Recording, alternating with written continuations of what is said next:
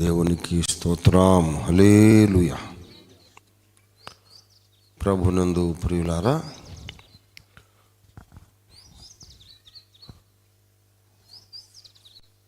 వర్షం పడుతుందని పోయి నేను మాణిక్ వాళ్ళ ఇంట్లో కూర్చున్న తర్వాత నేను అడిగాను, ఏమన్నా కొంచెం తగ్గుముఖం పట్టిందా చూడండి, ఎక్కువసేపు ఉండదులే, 10 నిమిషాలు పావుగంట తగ్గిపోతుంది వర్షము, మళ్ళీ మనం మీటింగ్ యథాప్రకారం నిర్వహించుకోవచ్చు బేటా అంటే, అవును కొంచెం కొంచెం తగ్గుతుంది అయ్యగారు అన్నారు. ఇప్పుడు మొత్తం మీద తగ్గిపోయింది. ఆ సందర్భంగా నేను ఒక రహస్యం వాళ్ళకి చెప్పాను. పెద్దల మాట సద్దిమూట, పెద్దలు చెప్పిన సంగతి. ఈ పగలు వర్షం వస్తే పెద్ద పరేషాన్ ఏం లేదు, అది తగ్గిపోతుంది అన్నమాట. అందుకే నేనేం టెన్షన్ పడలేదు. పొద్దుగుంకే వేళ వచ్చిన వర్షము కానీ చుట్టము కానీ పోరు, ఆ రాత్రి ఉంటారు.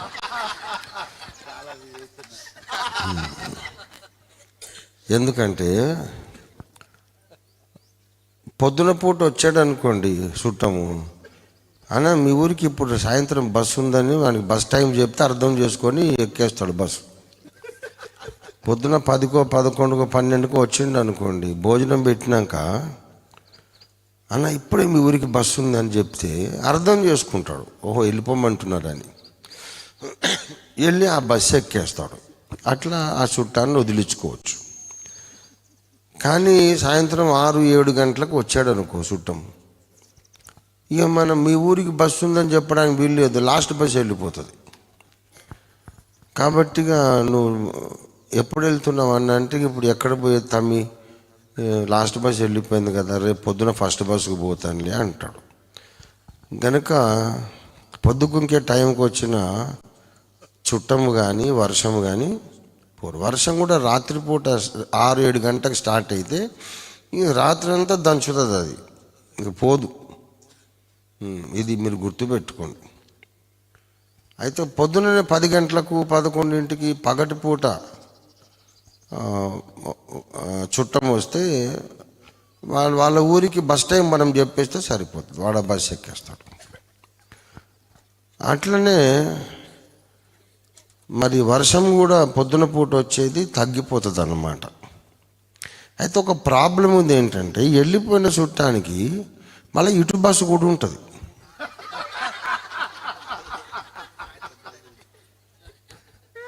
మళ్ళీ ఇటు బస్సు కూడా ఉంటుంది. అట్లనే ఇప్పుడు మనకు వచ్చిన చుట్టం వర్షము వచ్చింది, కాసేపు ఉండి బస్సు ఎక్కి వెళ్ళిపోయింది.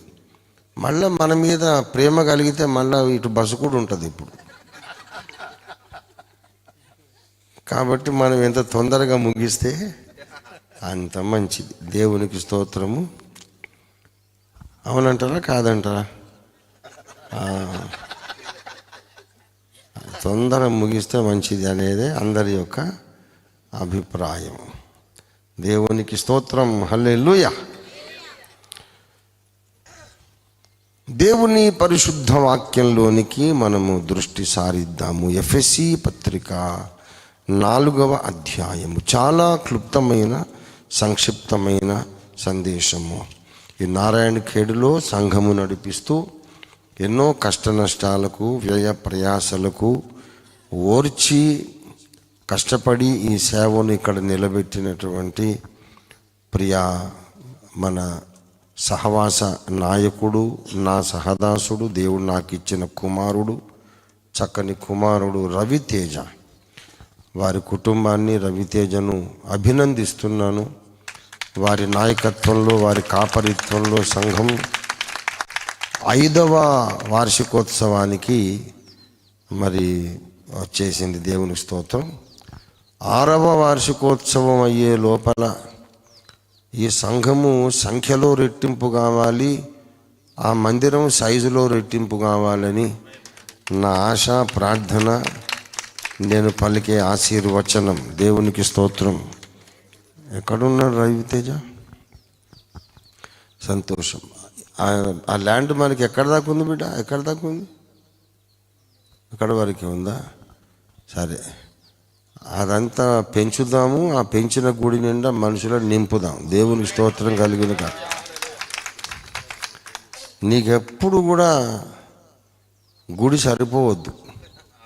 నువ్వు ఎంత గుడి పెంచినా ఇంకా సరిపోవట్లేదు, ఇరుకైతుందనే ప్రాబ్లమే నీకు ఎప్పుడు ఉండాలని నేను నిన్ను ఆశీర్వదిస్తున్నా. దేవుని స్తోత్రం.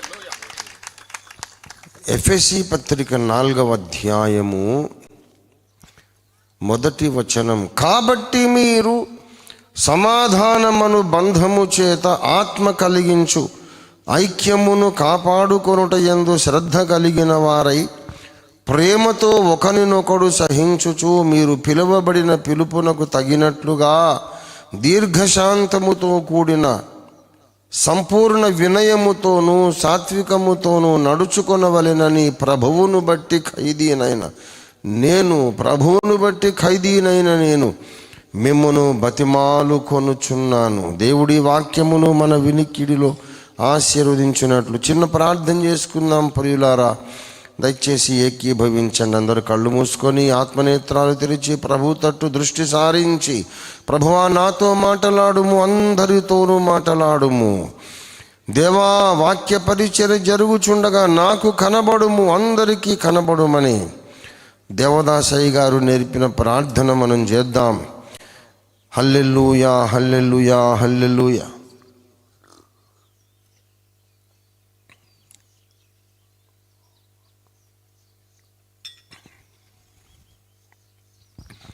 స్తోత్రం, స్తోత్రం, స్తోత్రము నాయనా.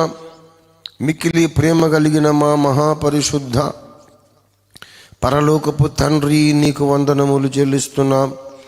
గత 5 సంవత్సరాలుగా నారాయణ ఖేడ్ గ్రామ అగాపే సంఘమును నీ దివ్యమైన రెక్కల చాటున మీరు కప్పి కాపాడి భద్రపరిచి, పరిశుద్ధ తండ్రి, ఈ 5వ వార్షికోత్సవానికి నడిపించినందుకు నీకు స్తోత్రము. ఈ విజయవంతమైన సేవలో ప్రభువా, సంఘము నడిపించడానికి మీ దీన సేవకుడైన రవితేజను కుటుంబాన్ని అద్భుత రీతిగా మీరే వాడుకున్నందుకు నీకు వందనాలు.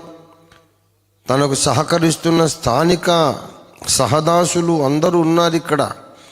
అందరినీ ఆశీర్వదించండి. జహీరాబాద్, సంగారెడ్డి, ఇతర స్థలాలలోనైనా ఉన్నటువంటి మా సహదాసులందరూ కూడా, పరిశుద్ధ తండ్రి, తెలంగాణ రాష్ట్ర సేవకులందరూ కూడా ప్రార్థనలు ఎత్తిపట్టి అవకాశం ఉన్న ప్రతిసారి కూడా అవసరమైన రీతిలో, అవకాశం ఉన్న రీతిలో సహకారాన్ని ప్రతి ఒక్కరూ అందిస్తూనైనా ఇదిగో ఈ సంఘమును, సేవను ఈ రీతిగా 5వ వార్షికోత్సవం దాటి 6వ ఏటి ముంగిట్లో నిలబెట్టినందుకై నీకు వందనాలు చెల్లిస్తున్నాము. పరిశుద్ధ ప్రభువా, మేమందరము నీ సైనికులము, నీవు మా సేనాధిపతివి. ఈ కార్యమంతా మీరు మాలో జరిగిస్తున్నారు తప్ప మా అంతటి మేమే చేసిన పని కానే కాదు నాయనా. ఒప్పుకుంటున్నాం, నీకు వందనాలు అర్పించుకుంటున్నాం. దయచేసి కొంచెము సేపు మాతో మాటలాడమని, అద్భుత కార్యములు చెయ్యమని. దేవా, నాతో మాటలాడుము, అందరితోనూ మాటలాడమని వేడుకుంటున్నాను. దేవా, నాకు కనబడుము, అందరికీ కనబడుమని యేసు అద్భుత నామంలో స్తుతించి ప్రార్థిస్తున్నాము తండ్రి. ఆమేన్, ఆమేన్, ఆమేన్. ప్రభునందు నాకు అత్యంత ప్రియులారా, చదివినటువంటి లేఖన భాగములో అంత్య దినములలో క్రీస్తు సంఘమునకు అత్యవసరమైన కొన్ని పాఠములను మనము సేకరించి, నేర్చుకొని, నెమరు వేసుకొని, పునశ్చరణం చేసుకొని, అంటే రివిజన్ చేసుకొని, ఈ సత్యము కొరకు, ఈ దైవ ప్రణాళిక కొరకు మనం పునరంకితం కావాలని, పునః ప్రతిష్ఠితులం కావాలని పరిశుద్ధాత్మదేవుడు ఈ మధ్యాహ్న వేళ ఆయన సంకల్పిస్తూ ఉన్నాడు, మనల్ని ఆదేశిస్తూ ఉన్నాడు. అంత్య దినాలలో ఈ భూమి మీద ఉన్న క్రైస్తవ సంఘానికి అత్యవసరమైన సందేశము ప్రియులారా కాలాతీతమైపోయింది. ఈ మారుమూలకు రావడానికి, అనేక సుదూర ప్రాంతాల్లో నుండి రావడానికి ప్రయాణంలో మనకు ఆలస్యమైంది. వచ్చిన తర్వాత వాతావరణ ప్రతికూలతను బట్టి ఇంకా కొంచెం సేపు ఆలస్యమైంది గనక సమయము లేదు అన్నటువంటి పరిస్థితి ఉన్నప్పటికీ కూడా సాధ్యమైనంత కొద్దిసేపట్లో అత్యంత ప్రాముఖ్యమైన కొన్ని పాఠాలను ఈ 4వ అధ్యాయములో నుండి సేకరించాలని, మనకు మనం మరొకసారి జ్ఞాపకం చేసుకోవాలని పరిశుద్ధాత్మ దేవుడు నన్ను స్పష్టంగా ప్రేరేపించి ఉన్నారు. ప్రియులారా, జాగ్రత్తగా వినండి, గ్రహించడానికి ప్రయత్నించండి. హృదయంలో ఈ సంగతులు భద్రపరుచుకోవడానికి ప్రయత్నించండి దయచేసి. మొట్టమొదటి విషయం, మనకి కడవరి దినాలలో దేని మీద శ్రద్ధ ఉండాలి? ధన సంపాదన మీద శ్రద్ధ ఉండాలనా? ఆస్తిపాస్తులు పెంచుకోవడం మీద శ్రద్ధ ఉండాలా? లేక మన పదవులు హోదాలు పెంచుకోవడానికి, సమాజంలో గౌరవ స్థానం పొందడానికి మనకు శ్రద్ధ ఉండాలా? ఇక్కడ చెబుతున్నాడు, ఐక్యమును కాపాడుకొనుటయందు శ్రద్ధ కలిగిన వారై.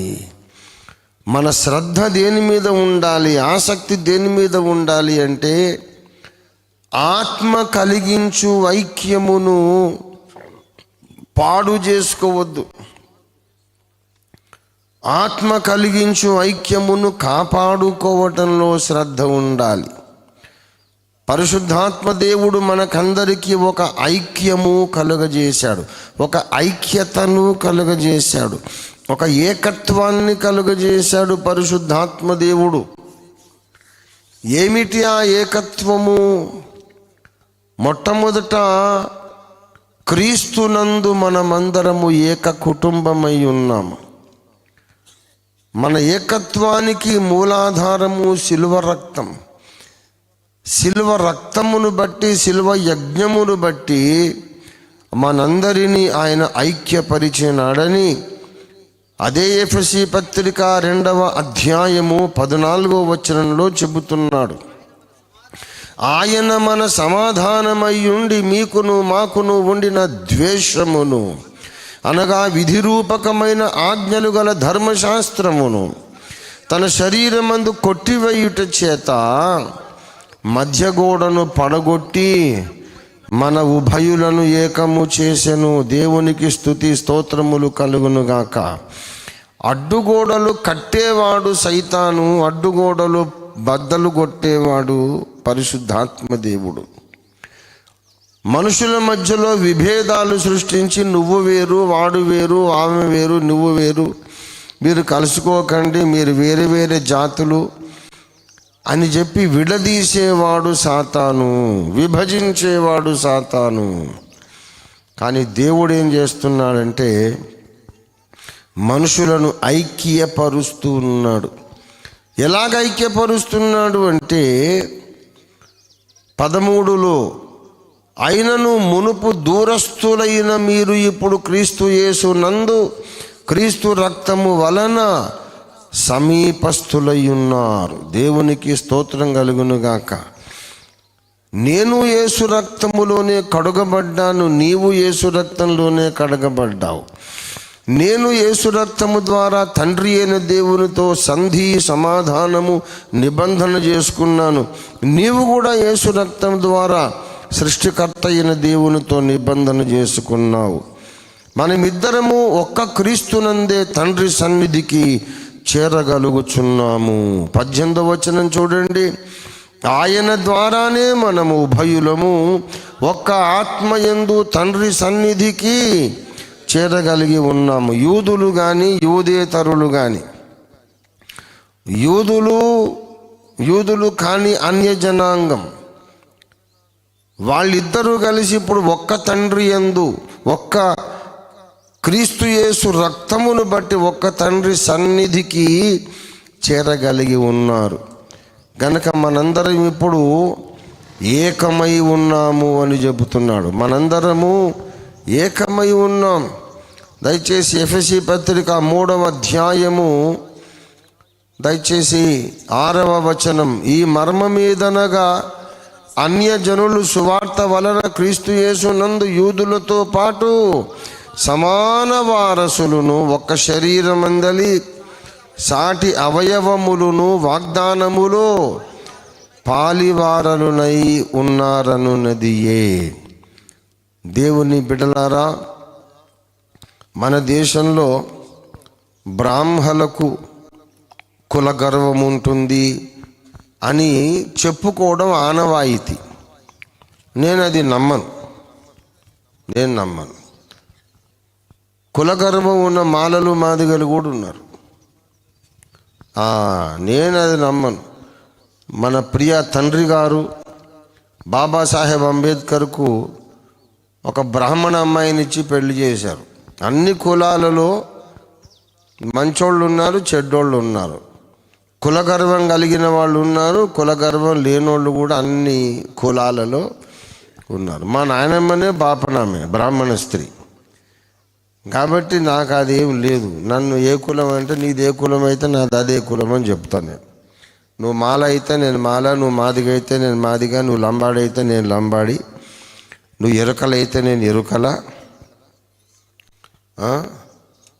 అసలు సిసలైన ఎరుకలోని నేను.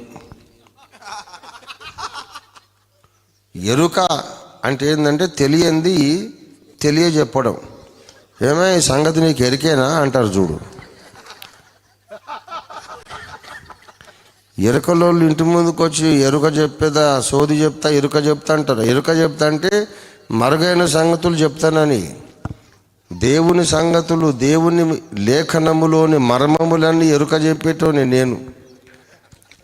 కాబట్టి అసలు సిసలైన షెడ్యూల్డ్ ట్రైబ్ ఎరుకలో ఉంటే నేనే. అసలు సిసలైన శాఖలోని నేనే. బట్టలను కాదు బ్రతుకులను ఉతికేస్తున్న బండకేసి. కాబట్టి అన్నీ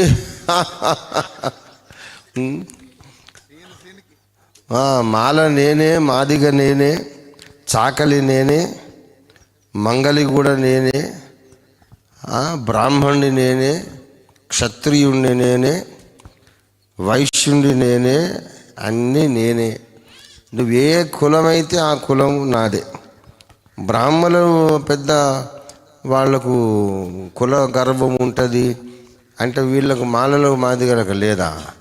ఒక మాలమ్మాయి మాదిగ అబ్బాయి ప్రేమించుకుంటే, మాల అమ్మాయి మాదిగ అబ్బాయి ప్రేమించుకుంటే ఆ అమ్మాయి తండ్రి అంటున్నాడు, అదనా ఒక మాదిగోనికి ఇస్తున్నా నా బిడ్డను అని అంటు. ఆఫ్టర్ ఆల్ ఒక మాదిగోనికి నా బిడ్డను ఇస్తానా అట. ఆ అబ్బాయి తండ్రి అంటాడు, ఆఫ్టర్ ఆల్ ఒక మాల పిల్లని నా కోడలు చేసుకుంటావా?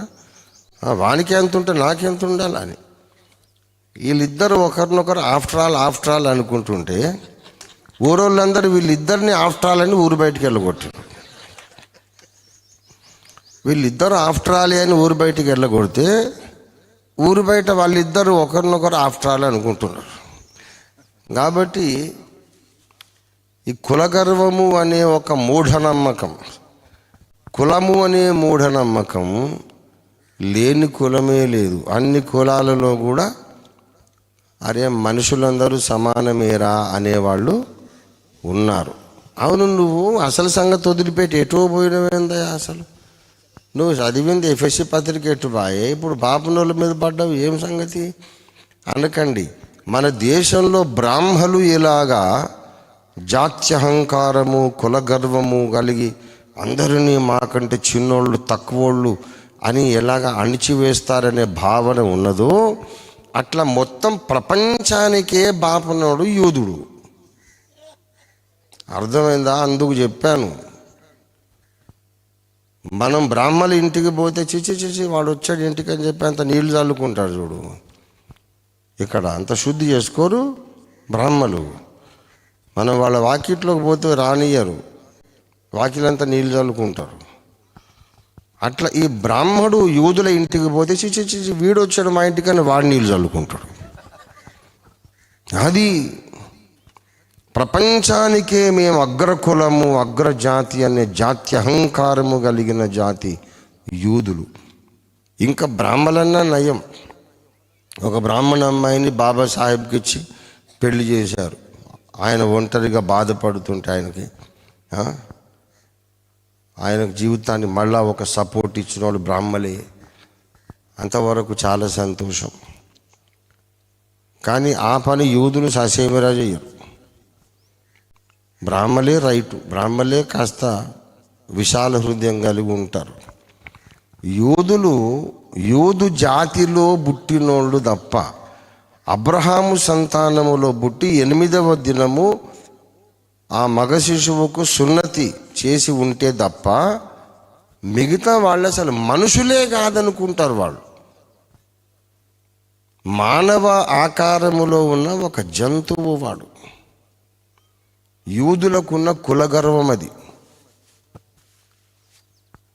మానవ ఆకారంలో 2 కాళ్ళ మీద నడుస్తున్న ఒక కోతో చింపాంజో ఎవడో వాడు అంతే. అసలు మనిషి కిందనే లెక్క చేయరు వాడిని.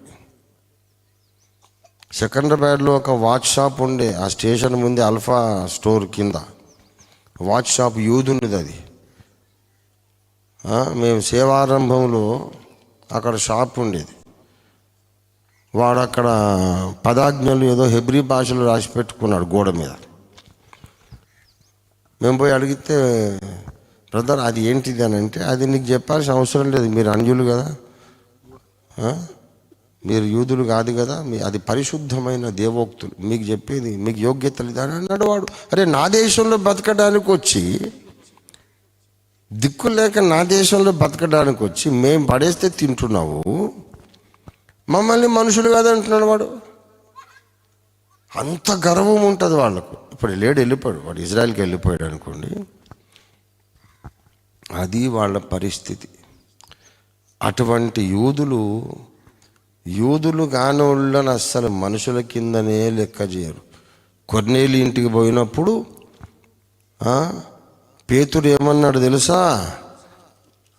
అన్యజాతి వానితో సహవాసము చేయుటయైనను భోజనము చేయుటయైనను యూదునికి ధర్మము కాదన్నాడు. అపోస్తలుల కార్యాలు 10వ అధ్యాయము దయచేసి 28.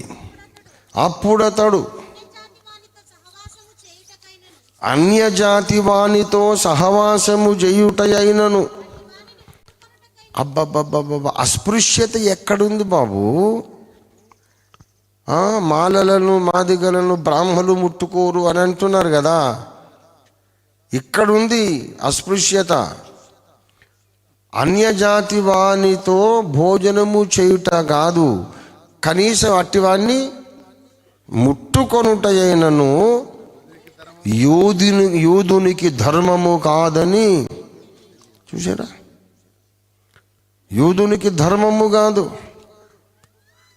కొర్నేలి అనేవాడు రోమీయుడు, రోమా శతాధిపతి. వాడికి పోయి సువార్త చెప్పమన్నాడు. అరే అంటరాను దగ్గర నేను ఎట్లా పోతాను అనుకున్నాడు పేతురు. తీరా అక్కడ పోయిన తర్వాత దేవుడు ఒక దర్శనం చూపితే సరే అని ఆ దర్శనాన్ని బట్టి అక్కడ ఉన్నాడు, తిన్నాడు, వచ్చాడు. వచ్చిన తర్వాత పెద్ద గొడవ పెట్టాడు. 11వ అధ్యాయము దయచేసి 2వ వచనం. పేతురు యెరూషలేముకు వచ్చినప్పుడు సున్నతి పొందిన వారు సున్నతి పొందని వారి వద్దకు పోయి, చూసారా, వారితో భోజనము చేసితివని గొడవ వేసుకున్నారు. అట్లెట్లా నువ్వు పోయి వాని దగ్గర భోజనం చేస్తావా? వాడు అన్యుడు, యూదుడు కాదు కదా, ఎట్లా పోయి భోజనం చేసావు అక్కడ అంటరానం దగ్గర అని పేతురు మీద యెరూషలేములోని విశ్వాసులు, దేవుని సేవకులు, ఆదిమ విశ్వాసులు పేతురు మీద గొడవ వేసుకున్నారు. అర్థమైందా? అంటే అంత జాత్యహంకారము. వాళ్ళని అసలు కన్విన్స్ చేయడము చాలా కష్టం అన్నమాట. చాలా కష్టం, వాళ్ళని కన్విన్స్ చేయలేము. మేము వేరు, మేము టాప్, మొత్తం ప్రపంచానికి మేము అగ్రజాతి. మీరు మిగతా వాళ్ళందరూ, మీరు బ్రాహ్మణులని చెప్పుకో, రెడ్లని చెప్పుకో, చౌదరి అని చెప్పుకో, మాలని చెప్పుకో, మాదిగని చెప్పుకో, శూద్రులు, వైశ్యులు ఎవరైనా కానీ అబ్రహాము సంతానం కాకపోతే మీరు అసలు మనుషులే కాదు అన్నంత. వాళ్ళకి కళ్ళు ఇక్కడ ఉండవు, ఇక్కడ ఉంటాడు ఎత్తి. జాత్యహంకారము. అటువంటి వాళ్ళను కూడా యోధులు కానీ అన్యజాతి వాళ్ళతో ఏక శరీరముగా కలిపిన ఆ మహా అద్భుత శక్తి పేరే యేసు రక్తం. దేవునికి స్తోత్రం కలుగునుగా. ఇప్పుడు యూదులును అన్యజనాంగము, యూదులు అన్యజాతి వాళ్ళు ఏక శరీరము, ఒక శరీరములోని సాటి అవయవాలు. ఇక ఆ కుల అహంకారం పోయింది, కుల గర్వం పోయింది. మేమేం గొప్ప కాదు, వాడేం తక్కువ కాదు, అందరూ యేసునందు ఏకమే. దేవునికి స్తోత్రం కలుగును గాక. ఇంకా యూదులు అన్యులే కలిసి ఏక శరీరమైనాక మరి మన దేశంలో అగ్రవర్ణాలు నిమ్నవర్ణాలు కలవకపోతే ఎట్లండి? పోనీ అగ్రవర్ణాలు కలవరు, పోనీ వాళ్ళ సంగతి వదిలి, ఈ ఊరు బయట ఉన్న వాళ్ళు ఇద్దరన్నా కలవకపోతే ఎట్లా అంటున్నా నేను. యూదుడే వచ్చి అన్యులతో కలిసి నువ్వు నేను ఒక తండ్రి పిల్లలమని కలిస్తే అంటరాని వారుగా ఎంచబడి, అవమానించబడి, అణిచివేయబడ్డ, దగాపడిన జాతులు రెండు. అన్నయ్య, అదే అవమానం నీకెదురైంది, అదే అవమానం నేను మోస్తున్నాను. అన్యాయంగా మనం అంటరాని వారు ఎంచబడ్డాము. ఒకే బాధ, ఒకే అవమానం, ఒకే గాయం ఇద్దరం పడుతున్నాం, ఒకే గాయం అనుభవిస్తున్నాం. తమ్ముడు, అన్నయ్య మనం కలిసి ఉందామని వీళ్ళిద్దరు ఎందుకు కలుసుకోరు? రక్షణ పొందనప్పుడు కలుసుకోలేదేమో, క్రీస్తుని ఎరగనప్పుడు కలుసుకోలేదేమో, కానీ ఇద్దరు ఒక్క యేసు రక్తమును బట్టి ఒకే పరిశుద్ధాత్మ ద్వారా ఒక్క తండ్రి సన్నిధికి చేరినప్పుడు కూడా, అప్పుడు కూడా కలవకపోతే ఎట్లా? అప్పుడైనా కలవాలి. యేసునందు విశ్వసించిన వాళ్లకు కుల భేదాలు ఉండవు. మనందరిది ఒకే కులం. దేవుని స్తుతి పాటల గాయ కులం, సువార్త చెప్పే బోధ కులం, సమాజాన్ని సంస్కరించే నాయ కులం. ఏ కులం? నాయకులం, బోధకులం, యాజకులం. ఏ కులం? యాజకులం. దేవుని బిడ్డలారా, మనకి ఇంకేం కులం లేదు. సైనికులం, సైనికులం, పరిచారకులం. ఎవడైనా అహంభావముతో ప్రవర్తిస్తుంటే వాడిని ఉతికేసే రజకులం.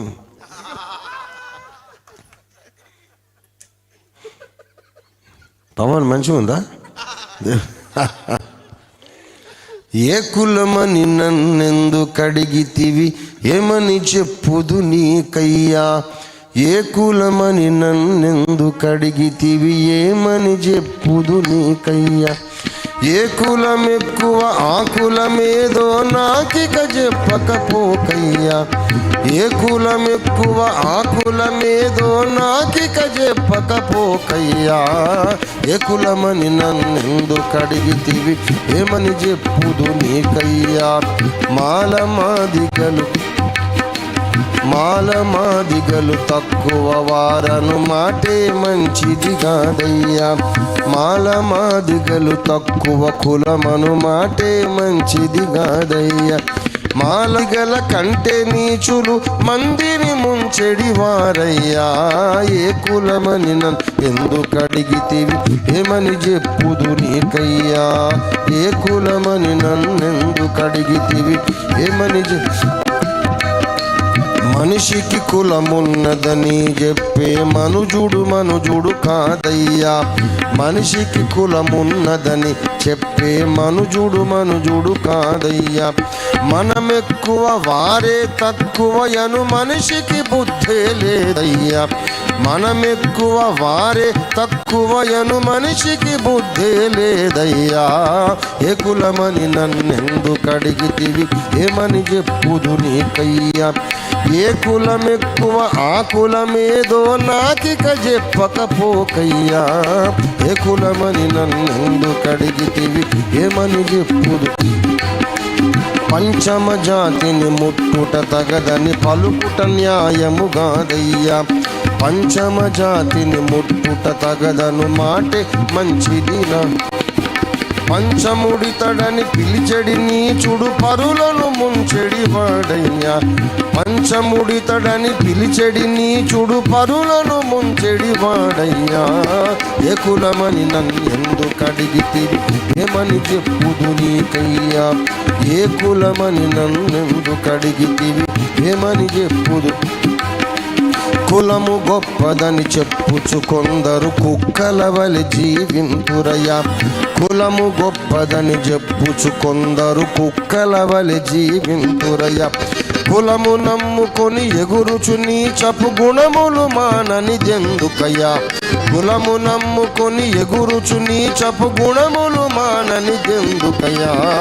ఏ కులమని నన్నెందుకు అడిగితివి, ఏమని చెప్పుదు నీకయ్యా. ఏ కులమెక్కువ ఆ కులమేదో నాకిక చెప్పకపోకయ్యా. ఏ కులమని నన్నెందుకు. మాదిగ తెచ్చిన కళ్ళు ద్రాగితే మానము బోదని ఊర్లలో ఆ తాటాకు దొన్నెలు పట్టుకొచ్చి కళ్ళు పోసేది మాదిగలే. అసలు సంగతి ఇది. మా తాతయ్య అద్దంకి దావి తాత రాశాడు. అద్భుతమైన గీతం ఇది. మాదిగ తెచ్చిన కళ్ళు త్రాగితే మానము బోదని అందరు అగ్రకులాలందరూ తాగుతారు కళ్ళు. పోసేటోడు మాదిగా. మాదిగ తెచ్చిన కళ్ళు త్రాగితే మానము బోదని ఎందురయ్యా. మాదిగ తెచ్చిన కళ్ళు త్రాగితే మానము బోదని ఎందురయ్యా.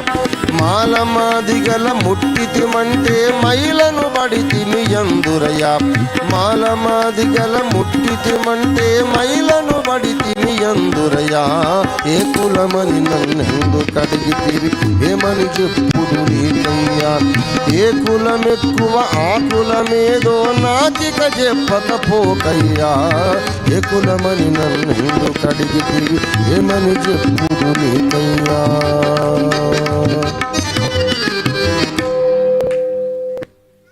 అద్దంకి దావీదు గారు ఆర్టీడీ బస్ ఎక్కి ఒక పంతులు గారు కూర్చొని ఉంటే ఆయన పక్కన పోయి కూర్చున్నాడు. పంచకట్టు పైన నల్ల కోటు, సంకలో బైబిల్ సంచి అంతా పెట్టుకొని. ఆర్టీడీ ఉండేది అప్పుడు, ఆర్టీసీ లేదు. రోడ్ ట్రాన్స్పోర్ట్ కార్పొరేషన్ అనేది ఇప్పుడు వచ్చింది. అప్పట్లో నీలోఫర్ అని నిజాం రాజు కుమార్తె, ఆమె పేరు నీలోఫర్. నీలోఫర్ హాస్పిటల్ కూడా ఆమెనే స్థాపించింది. ప్రజల ట్రాన్స్పోర్టేషన్ కొరకు రోడ్ ట్రాన్స్పోర్ట్ డిపార్ట్మెంట్ కూడా నీలోఫర్ అమ్మగారే స్టార్ట్ చేసింది. అప్పుడు ఆర్టీడీ అన్నమాట. మా మేనమామలు చాలామంది అందులో కండక్టర్లు, డ్రైవర్లు చేశారు. ఆర్టీడీ బస్ ఎక్కి అద్దంకి దావీదు గారు పంతులు గారు కూర్చొని ఉంటే ఆయన పిలక, పంచగట్టు, జంధ్యం అంతా ఉన్నాడు. ఆయన బ్రాహ్మణ పండితుడు. పక్కన పోయి కూర్చో. ఎవరయ్యో నువ్వు, ఏంది అట్లా వచ్చి పక్కన కూర్చుంటావు ఏంది, మీ కులం ఏది చెప్పి కూర్చో ముందు. ఎవరు పడితే వాళ్ళు వచ్చి పక్కన కూర్చోవడమేనా, ఇక్కడ ఎవరున్నారో చూసేది లేదా, ఏమిట్లు మీరు, నేను ఎవరిని కనిపించట్లేదా, మీ కులమే చెప్పు ముందు అన్నాడట. ఇక ఆయన లేచి నిలబడి ఆయన ముఖంలో ముఖం పెట్టి చూసి అశువుగా ఈ పాఠం ఆడాడు. ముందు రాసింది కాదు, నువ్వు అడిగిన ప్రశ్నకు సమాధానం ఏమని చెప్పాలి అని. అప్పుడు ఏ కులమని నన్ను ఎందుకు అడిగితివి, ఏమని చెప్పుదు నీకయ్యా అని అవన్నీ ఈ పాటతోనే ఉతికి పారేసాడు.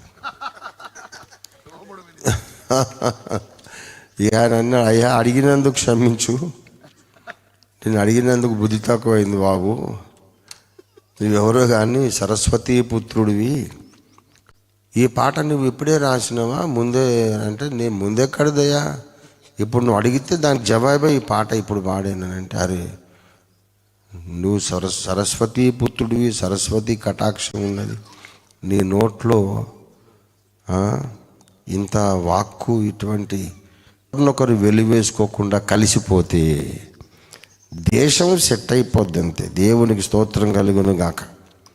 అందరినీ ఐక్యపరిచే మహాశక్తి క్రీస్తు రక్తం, దేవునికి స్తోత్రం కలుగును గాక. సరే దళితులు ఏకం కాలేదు, అది కూడా నాకు అభ్యంతరం లేదు. పోనీ రక్షణ పొందినోళ్ళని ఏకం కావాలా?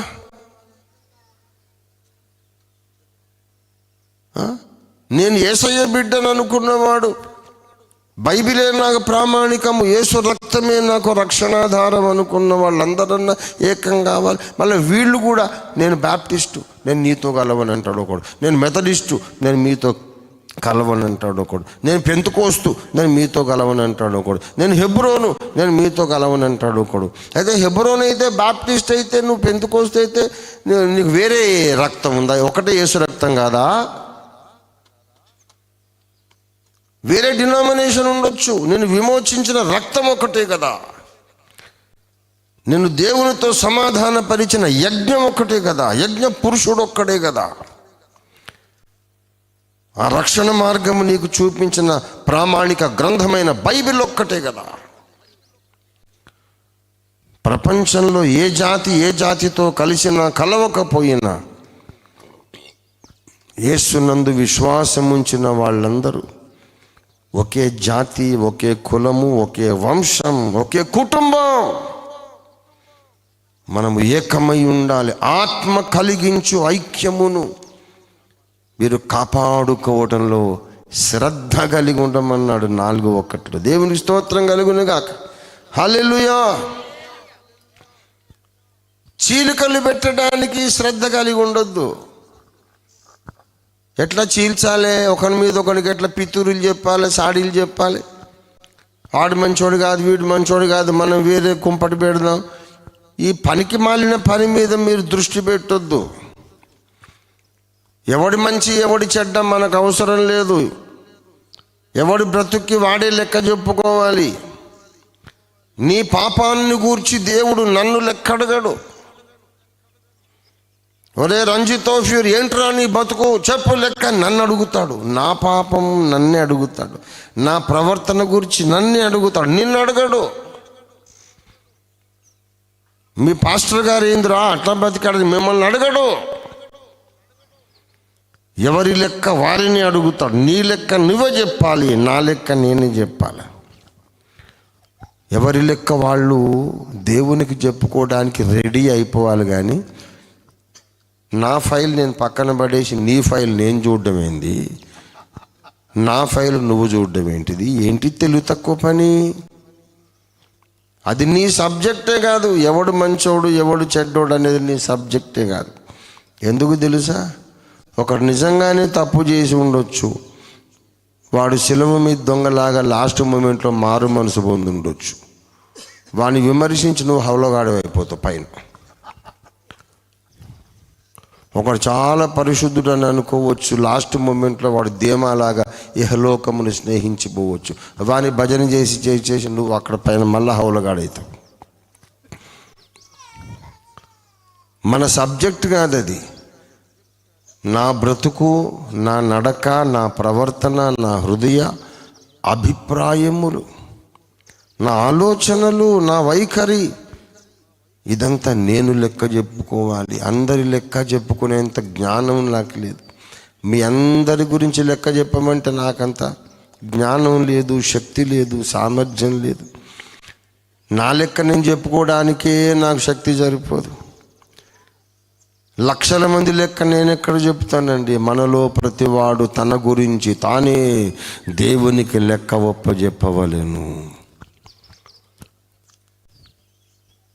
ఎవరిని దేవుడు క్షమిస్తాడో, ఎవరు ఎప్పుడు మారు మనసు పొందుతారో అది దేవునికి అప్పగించి అందరి కొరకు మనం ప్రార్థన విజ్ఞాపనములు చేస్తూ ఐక్యతనైతే కాపాడుకోవాలి. దేవునికి స్తోత్రం కలుగును గాక. హల్లెలూయా. సంఘములో ఇప్పుడు అత్యవసరమైన పరిస్థితి, అంచె దినములలో అత్యవసరమైన పాఠం అని చెప్పాను నేను. ఎమర్జెన్సీ పాఠాలు ఇవి. మిగతావన్నీ పక్కన పెట్టండి. క్రైస్తవులను ఏకం చేయడం మీద దృష్టి పెట్టాలి. క్రైస్తవులందరినీ ఏకం చేయడానికి మనం ప్రార్థనలు చేయాలి. మన ప్రసంగాలు, మన ప్రార్థనలు, మన ప్రయత్నాలు ఈ విషయం మీద మనం కేంద్రీకరించాలి. సిద్ధాంతాలు వేరే కదా అంటే ఉండని, సిద్ధాంతం వేరేది ఉండని, ఆ సిద్ధాంతానికి ఆయనే లెక్క చెప్పుకుంటాడు. సిద్ధాంతాలు అనేవి మనల్ని ఇంకా అధిక పరిశుద్ధతలో, ఇంకా ఎక్కువ క్షేమాభివృద్ధికరంగా నడిపించటానికి ఉన్నాయి తప్ప ఇప్పుడు పరిశుద్ధాత్మ అభిషేకం పొందాలనా లేదా అనేది ఒక సిద్ధాంతం, ఒక ప్రశ్న. ఆత్మ మీ మీదికి వచ్చున్నప్పుడు మీరు శక్తి పొందుదురు, అవునా కదా? అపొస్తలుల కార్యాలు 1:8. పరిశుద్ధాత్మ మీ మీదికి వచ్చినప్పుడు ఏం పొందుదురు? రక్షణ పొందుదురా? రక్షణ పొందడం కాదు. పరిశుద్ధాత్మ మీ మీదకి వచ్చినప్పుడు మీరు ఏం పొందుదురు? శక్తి పొందుదురు. రాకపోతే మీరు ఏం పొందరు? ఖతం, అంతే. ఇది శక్తితో సంబంధించిన విషయమే కానీ రక్షణకు సంబంధించిన విషయం కాదు. శిలువ రక్తము మిమ్మల్ని కడిగినప్పుడు దేవుని కుటుంబంలో మీరు నీటి మూలంగా, ఆత్మ మూలంగా జన్మించినప్పుడు మీరు రక్షణ పొందుతారు. తర్వాత పరిశుద్ధాత్మ మీ మీదికి వస్తేనేమో శక్తి పొందుతారు, రాకపోతే బలహీన క్రైస్తవులుగా ఉంటారు. శక్తి రాదంతే. దానికోసం కొట్లాడుకోవడం ఎందుకు? ఇద్దరు బాగా కలబడి కొట్టుకుంటున్నారు అనుకో, ఎందుకురా వాడిని కొడుతున్నావు అనంటే, చూడనా వీడు నన్ను హార్లిక్స్ తాగమంటున్నాడు, హార్లిక్స్ తాగితే బలం వస్తుంది అని చెప్తున్నాడు, అందుకే కొడుతున్నా అంటారే. నీకు ఇష్టం కాకుండా తాగకు. హార్లిక్స్ తాగితే బలం వస్తుంది, లేకుంటే బలము రాదు. వాడిని ఎందుకు కొడుతున్నావు?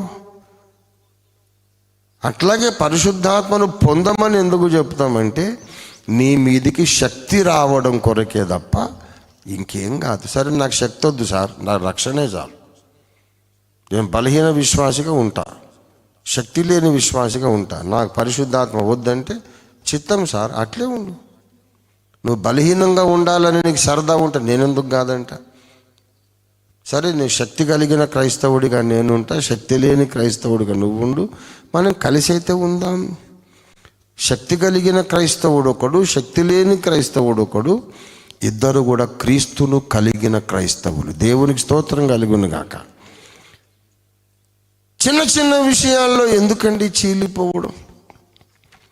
ఆభరణాలు పెట్టుకోవాలన్నా పెట్టుకోవద్దా అని ఎంత చిన్న చిన్న ఇష్యూస్ ఇవి. అసలు ఇష్యూసే కాదు. ఇష్టం ఉంటే పెట్టుకో, లేకుంటే పెట్టుకోకు. ఆభరణాలు తీసేసేటోళ్ళందరినీ గురించి నాకు పెద్ద డౌట్ ఉన్నది.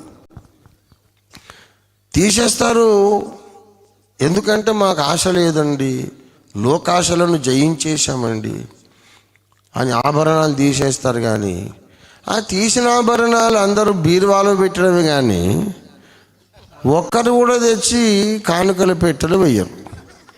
మరి అదేం సమర్పణ? దాని మీద ఆశ ఉన్నట్ట పోయినట్ట. ఇప్పుడు ఒంటి మీద నుంచి తీసి బీరువాలో దాచిపెట్టుకున్నారు, ఆశ ఉన్నట్ట పోయినట్ట. మరి అదేం పెంతుకోస్తూ? అంతకంటే మీద వేసుకోరాదు కనీసం. కనుక ఇవన్నీ నాన్ ఇష్యూస్, ఇవంతా కూడా వేస్ట్. మన సంఘంలో ఆడపిల్లలు పుడితే నాకు ఎంత మురిపేమో, వాళ్ళని తీసుకోపోయి నేనే చెవులు కుట్టిస్తా. ఆడపిల్లలు ఆడపిల్లలాగా ఉండాలి, మగపిల్లలు మగపిల్లలాగా ఉండాలి. మరీ ఒంటి మీద గంగిరెద్దులాగా అంతా దిగేయాలని కాదు. మనం ఏదో సింపుల్గా కొద్దిగా ఉండి లేనట్టుగా కాస్త ఆడపిల్లలు. ఇప్పుడు మగవాళ్ళు అటువంటిది చెవు పోగులు పెట్టుకుంటున్నారు ఈ రోజుల్లో.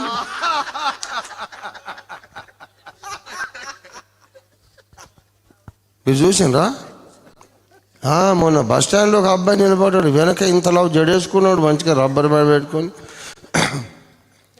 పక్కన చూస్తే ఇది మెరుస్తుంది తల. నేను ఇంట్లో వాచ్ మర్చిపోయి వచ్చిన, మొబైల్ కూడా మర్చిపోయి వచ్చిన. పాప టైం అయిందని అడిగితే వాడు కోపంగా గిరుక్కున్న పక్కకి తిరిగి చూస్తా, మూతి మీద గుప్పడి మీసాలు ఉన్నాయి. అరే ఇదెక్కడి బాధ, గుప్పిడి మీసాలు ఉన్నాయి, చెవికేమో తలుక్కుమని మెరుస్తుంది. ఒక రాయి చెవి పోగున్నది, వెనుక ఎంత వెంట్రుకలు అంటే అబ్బా, అంత వెంట్రుకలు అసలు ఆడోళ్ళకన్నా ఉంటలేవు వెంట్రుకలు. ఇవాళ రేపు ఏంటిదో ఆడోళ్ళకేమో గుండె అయిపోతుంది, మగోళ్ళకేమో జడలు కొప్పులు అన్నీ వస్తున్నాయి. అంచకాల సూచన అనుకుంటే ఇది కూడా.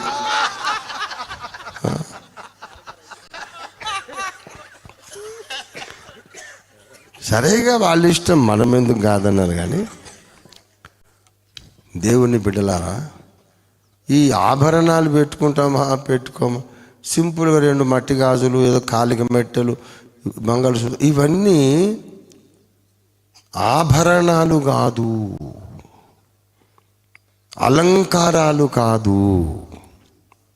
బాగా వినండి, మెడలో మంగళసూత్రం ఆభరణం కాదు, కాళ్ళకు మెట్టెలు ఆభరణం కాదు. మెడలో మంగళసూత్రం అంటే ఏంటిదంటే అది మౌన ప్రకటన. నేను ఒక పురుషుని సొత్తునైపోయాను, ఒక పురుషునితో నిబంధన చేసుకున్న వివాహిత స్త్రీని. సంస్కారం ఉన్న మగోడెవడు నా వైపు చూడకండి. I belong to a person, a man. ఒక పురుషునికి నేను చెందిన దాన్ని, నా వంక చూడకండి. ఇక మీరు ఆర్టీసీ బస్సులో టవల్ వేసేసి ఉంటే మనకి ఎంత కాలు బీగుతున్నా సరే ఆడ కూర్చుందాం అనుకో, ఎవడో పాపం టవల్ వేసిపోయింది ఆ సీల్తో, వాడే కూర్చొని అనుకుంటా. ఆ విధంగా మంగళసూత్రం అని అదొక టవల్ వేసినట్టు. ఇక కొంతమంది ఎవడో టవల్ వేస్తే నాకెందుకని టవల్ తీసి అవతల పడేసి కూర్చుంటాడు.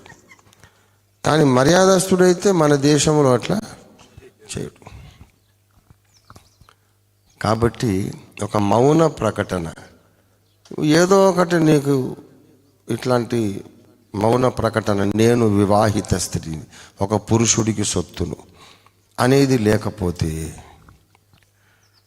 ఇక ఆమెకు 40 ఏళ్ళు 50 ఏళ్ళు ముసల్దయ్యేదాకా ఈడు జోడైనోడు అడుగుతూనే ఉంటాడు, మీ అమ్మాయిని మా అబ్బాయికి ఇస్తారా, మీ అబ్బాయిని మా అబ్బాయికి ఇస్తారా అని. ఎందుకంటే ఇప్పుడు 50 ఏళ్ళు వచ్చినాయి అంటే పర్లేదు, మా వానికి 60 ఉన్నాయి ఇస్తారా.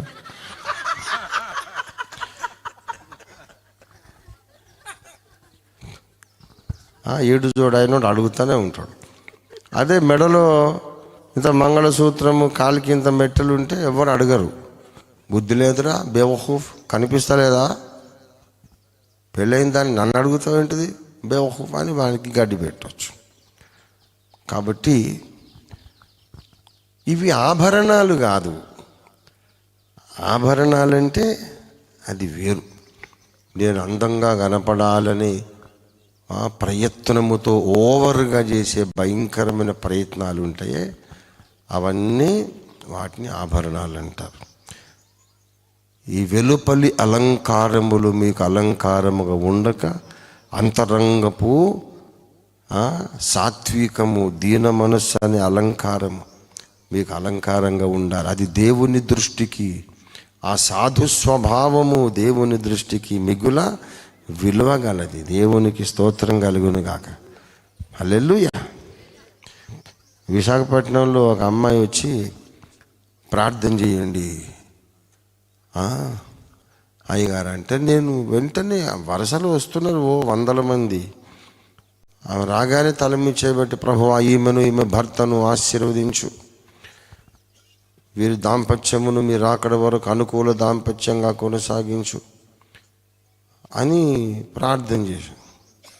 ఆమె ప్రార్థన చేయగానే, అబ్బా సార్ ఏదో అనుకున్న మీరు ప్రవక్త సార్, మీరు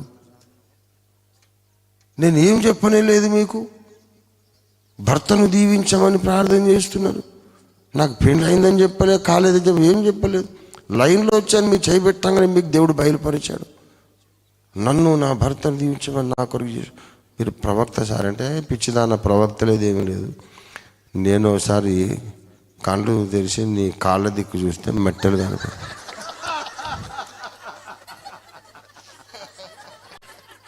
మెట్టలు కనపడ్డాయి. ఇక దానికి ప్రవక్త కావాలనా? అది అడ్వాంటేజ్.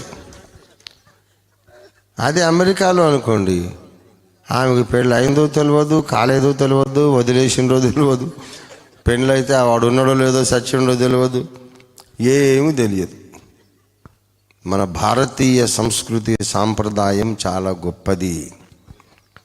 స్త్రీ పురుషుల మధ్య ఆకర్షణ ఎట్లా మొదలవుద్దంటే, మీరు గుర్తుపెట్టుకోవలసిన నిత్య సత్యం చెబుతున్నా.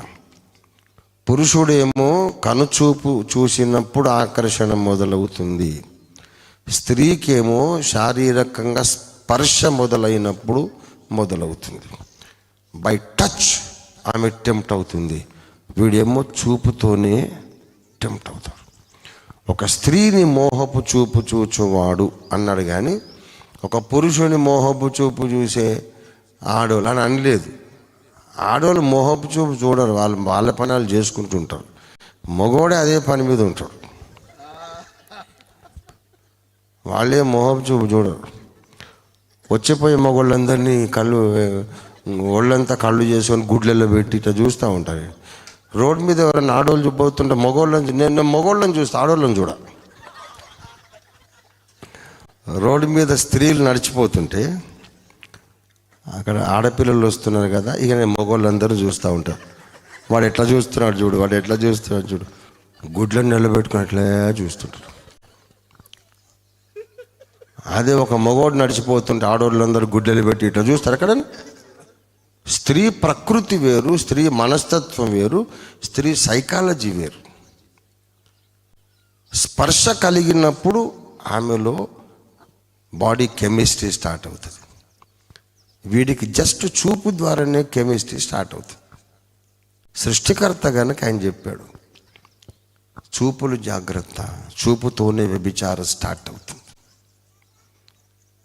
మరి చూసినప్పుడు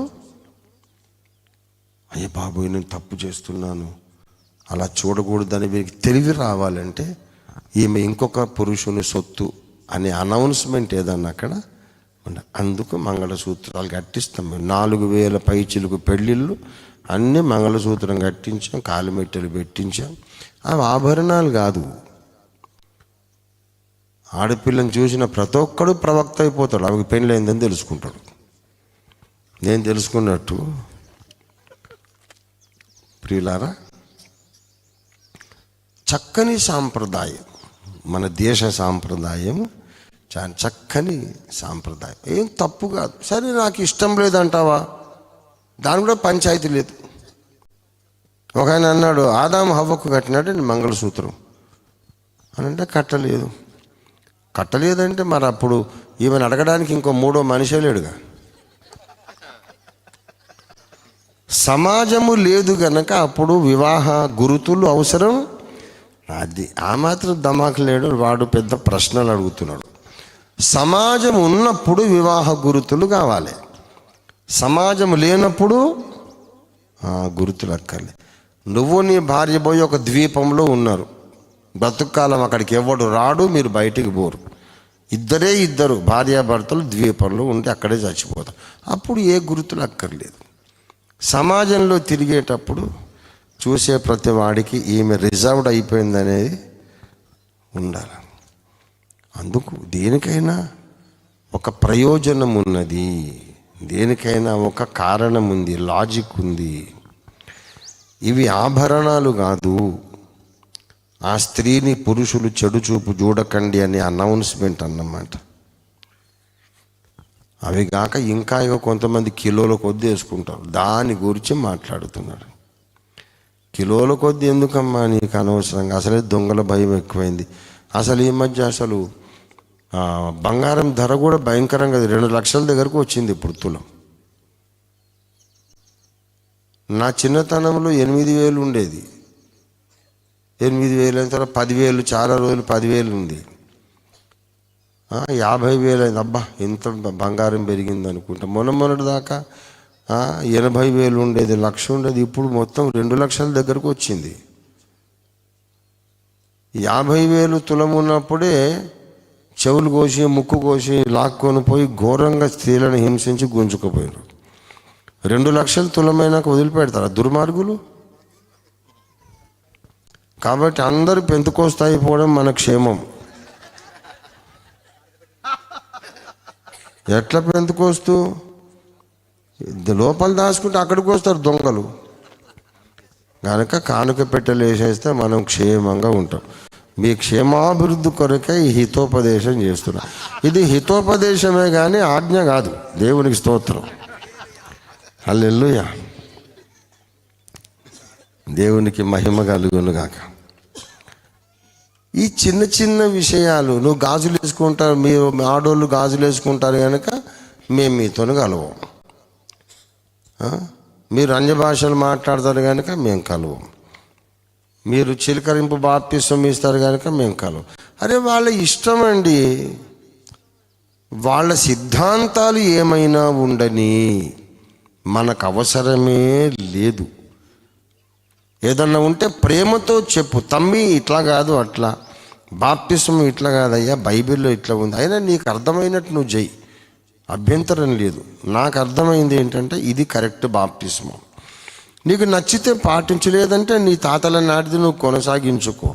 నువ్వు ఏ బాప్తిసం ఇచ్చినా నువ్వు క్రీస్తునందు నా సహోదరుడివే, నా చెల్లివి, నా అన్నయ్యవు, నా తమ్ముడివి. నువ్వే సిద్ధాంతమైనా కానీ మనందరం యేసు రక్తములోనే విశ్వాసం ఉంచినాము.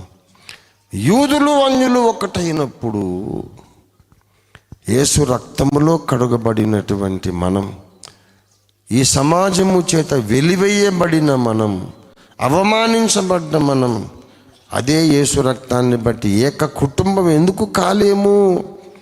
క్రైస్తవులందరూ ఏక కుటుంబమైనప్పుడు ఈ దేశము ఆశీర్వదింపబడుతుంది, ఈ ప్రపంచం ఆశీర్వదింపబడుతుంది. ఇది 100% గ్యారంటీ. క్రైస్తవులందరూ ఏకమైతే రాజకీయ సమీకరణాలు మారిపోతాయి. సమాజంలో ఓటు బ్యాంకు రాజకీయాలు మారిపోతాయి.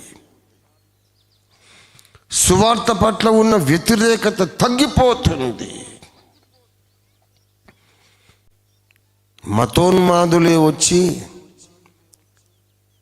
అన్న మీకు ఏం కావాలో చెప్పండి, మీ డిమాండ్స్ ఏంటని అడుగుతారు.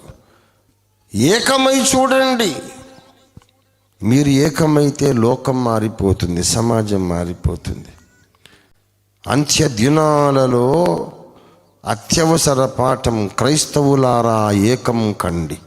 దేవునికి స్తోత్రం కలుగునుగాక. జయరాజు యేసు జెండ క్రింద సేవకు వస్తిమి. జయరాజు యేసు జెండ క్రింద సేవకు వస్తిమి. భయం లేక పరమ బలముంది, మనము పనిని చేయుదము. భయం లేక పరమ బలముంది, మనము పనిని చేయుదము. జయ గీతం పాడి యుద్ధము చేసి జయమునొందెదము. గ్లోరీ.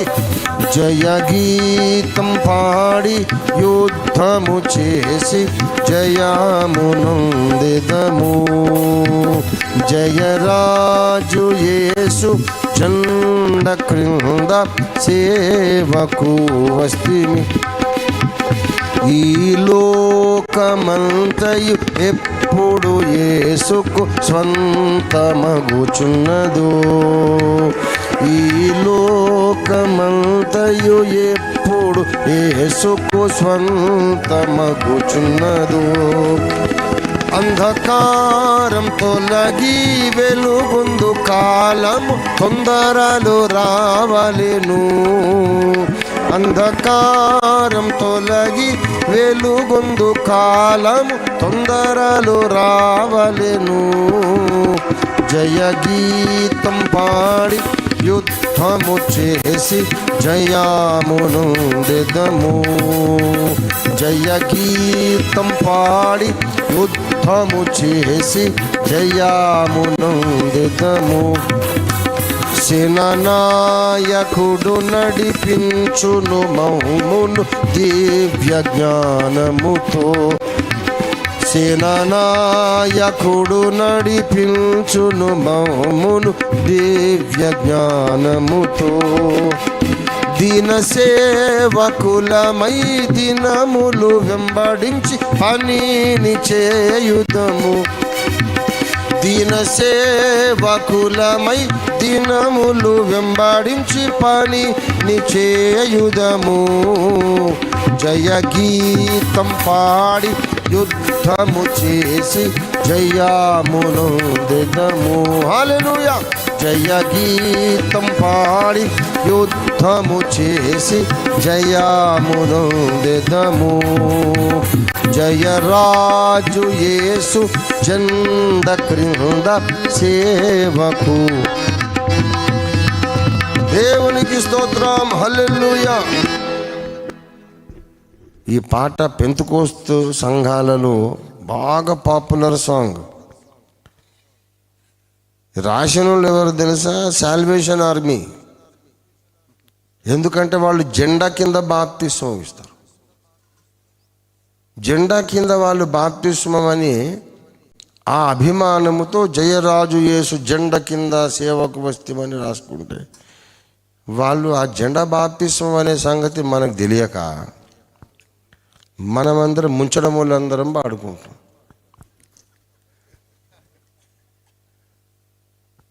అట్లా ఉంటుంది. మరి వాళ్ళు జెండా కింద అయితే ఇది బాప్తిస్మం. ఈ పాట మనకు ఆశీర్వాదకరంగా ఉందా లేదా? మరి వాళ్ళని మనం ద్వేషిద్దామా లేకుంటే ప్రేమిద్దామా? అరే బాబు, సిద్ధాంతాలను బట్టి మీరు కొట్టుకొని విడిపోకండి. నీ దేవుడు యేసయ్యా, నా దేవుడు యేసయ్యా కనుక మనందరం అన్నదమ్ములు అక్క చెల్లెలమని కలిసిపోయిన నాడు మన దేశము ఈ ప్రపంచము వెలుగుతో నింపబడుతుంది. దేవునికి స్తోత్రం కలుగునుగాక. హల్లెలూయా. దేవునికి స్తోత్రం. ప్రియులారా, ఆత్మ కలిగించు ఐక్యమును కాపాడుకొనుట యందు మీరు శ్రద్ధ కలిగి ఉండండి అన్నాడు. కలిసి ఉండడమే ప్రధానాంశము. తర్వాత రెండవ విషయం చెప్పాడు.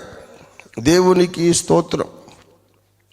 రెండవ విషయం ఏంటంటే 11, 12 వచనాలు. మనమందరమును విశ్వాస విషయములోను దేవుని కుమారుని గూర్చిన జ్ఞాన విషయములోను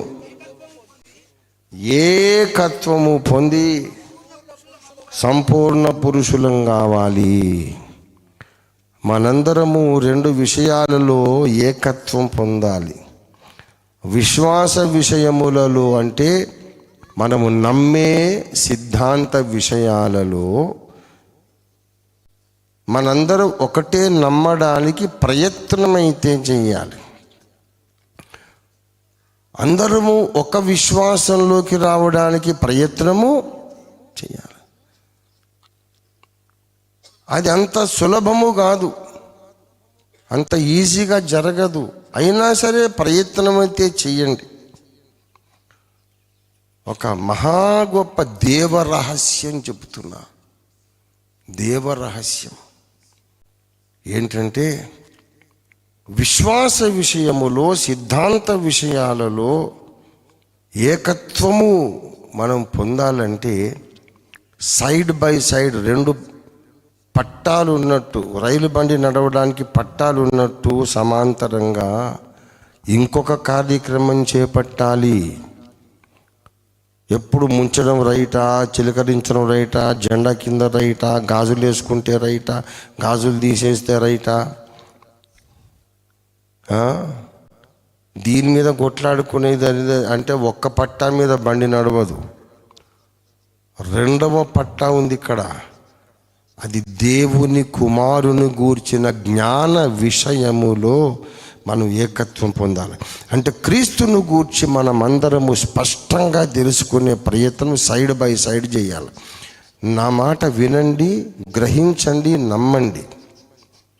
ఒట్టిగా ఊరికే బాప్తిస్మము రైటా, నగలేసుకోవడం రైటా, అన్య భాషలు ఉన్నాయా, అభిషేకం పొందాలా, ఈ గొడవలన్నీ మీరు పక్కన పెట్టి క్రీస్తును గూర్చిన జ్ఞానము పొందటానికి దృష్టి కేంద్రీకరిస్తే మీకు తెలియకుండానే మీరు తప్పుడు సిద్ధాంతాలలో నుండి బయటపడతారు. దేవునికి స్తోత్రం కలుగునుగాక.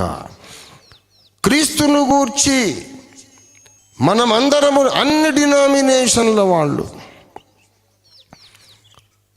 క్రీస్తును గూర్చిన విశ్వాసము, క్రీస్తును గూర్చిన జ్ఞానం, క్రీస్తు అంటే ఎవ్వరు, ఆయన వ్యక్తిత్వం ఏంటి, ఆయన చరిత్ర ఏంటి, ఈ విశ్వములో ఆయన పాత్ర ఏంటి, ఆ మహోన్నతమైన సబ్జెక్ట్ మీద మీరు దృష్టి పెడితే ఆటోమేటిక్గా నీకు ఏ బాప్తిస్మం రైటో అర్థమవుతుంది. నగలు ఎంతవరకు రైటో ఎంతవరకు ఎక్కువో అది తెలిసిపోతుంది. క్రీస్తును గూర్చి తెలుసుకోకుండా ఒట్టి సిద్ధాంతం కొరికే గొడవాడుకుంటే నీ బ్రతుక్కాలం గొడవల్లో తెల్లారిపోతుంది. కానీ నీకు సిద్ధాంతము అర్థం కాదు, క్రీస్తు కూడా అర్థం కాదు.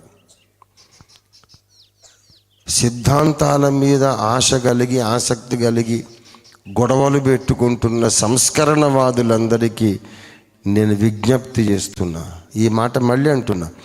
సిద్ధాంతాల మీద ఆసక్తి కలిగి గొడవలు వాదాలు, డిబేట్లు పెట్టుకొని సంస్కరణవాదులందరికీ నేను విజ్ఞప్తి చేస్తున్నా. అది కాసేపట్ల ఉంచి మన రక్షకుడైన యేసును స్పష్టంగా తెలుసుకోవడం మీద మీరు దృష్టి పెట్టి చూడండి. అంతవరకు అర్థం కాని సిద్ధాంతాలు యేసు వైపు చూస్తే అర్థమవుతాయి. ఎందుకంటే నేనే సత్యమునని చెప్పాడు ఆయన. దేవునికి స్తోత్రం కలుగును గాక. యేసును తెలుసుకోవడం అంటే సత్యాన్ని తెలుసుకోవడమే. ఈ కాంప్లెక్స్ సిస్టమ్ ఉంది బైబిల్లో, ఈ సంక్లిష్టమైనటువంటి విధానం ఉంది బైబిల్లో. క్రీస్తు మీద దృష్టి పెట్టండి. అందుకే కొలసీ పత్రిక 2వ అధ్యాయములో స్పష్టంగా ఈ మాట చెబుతున్నాడు. 2వ వచనం, వారు ప్రేమయందు అతుకబడి సంపూర్ణ గ్రహింపు యొక్క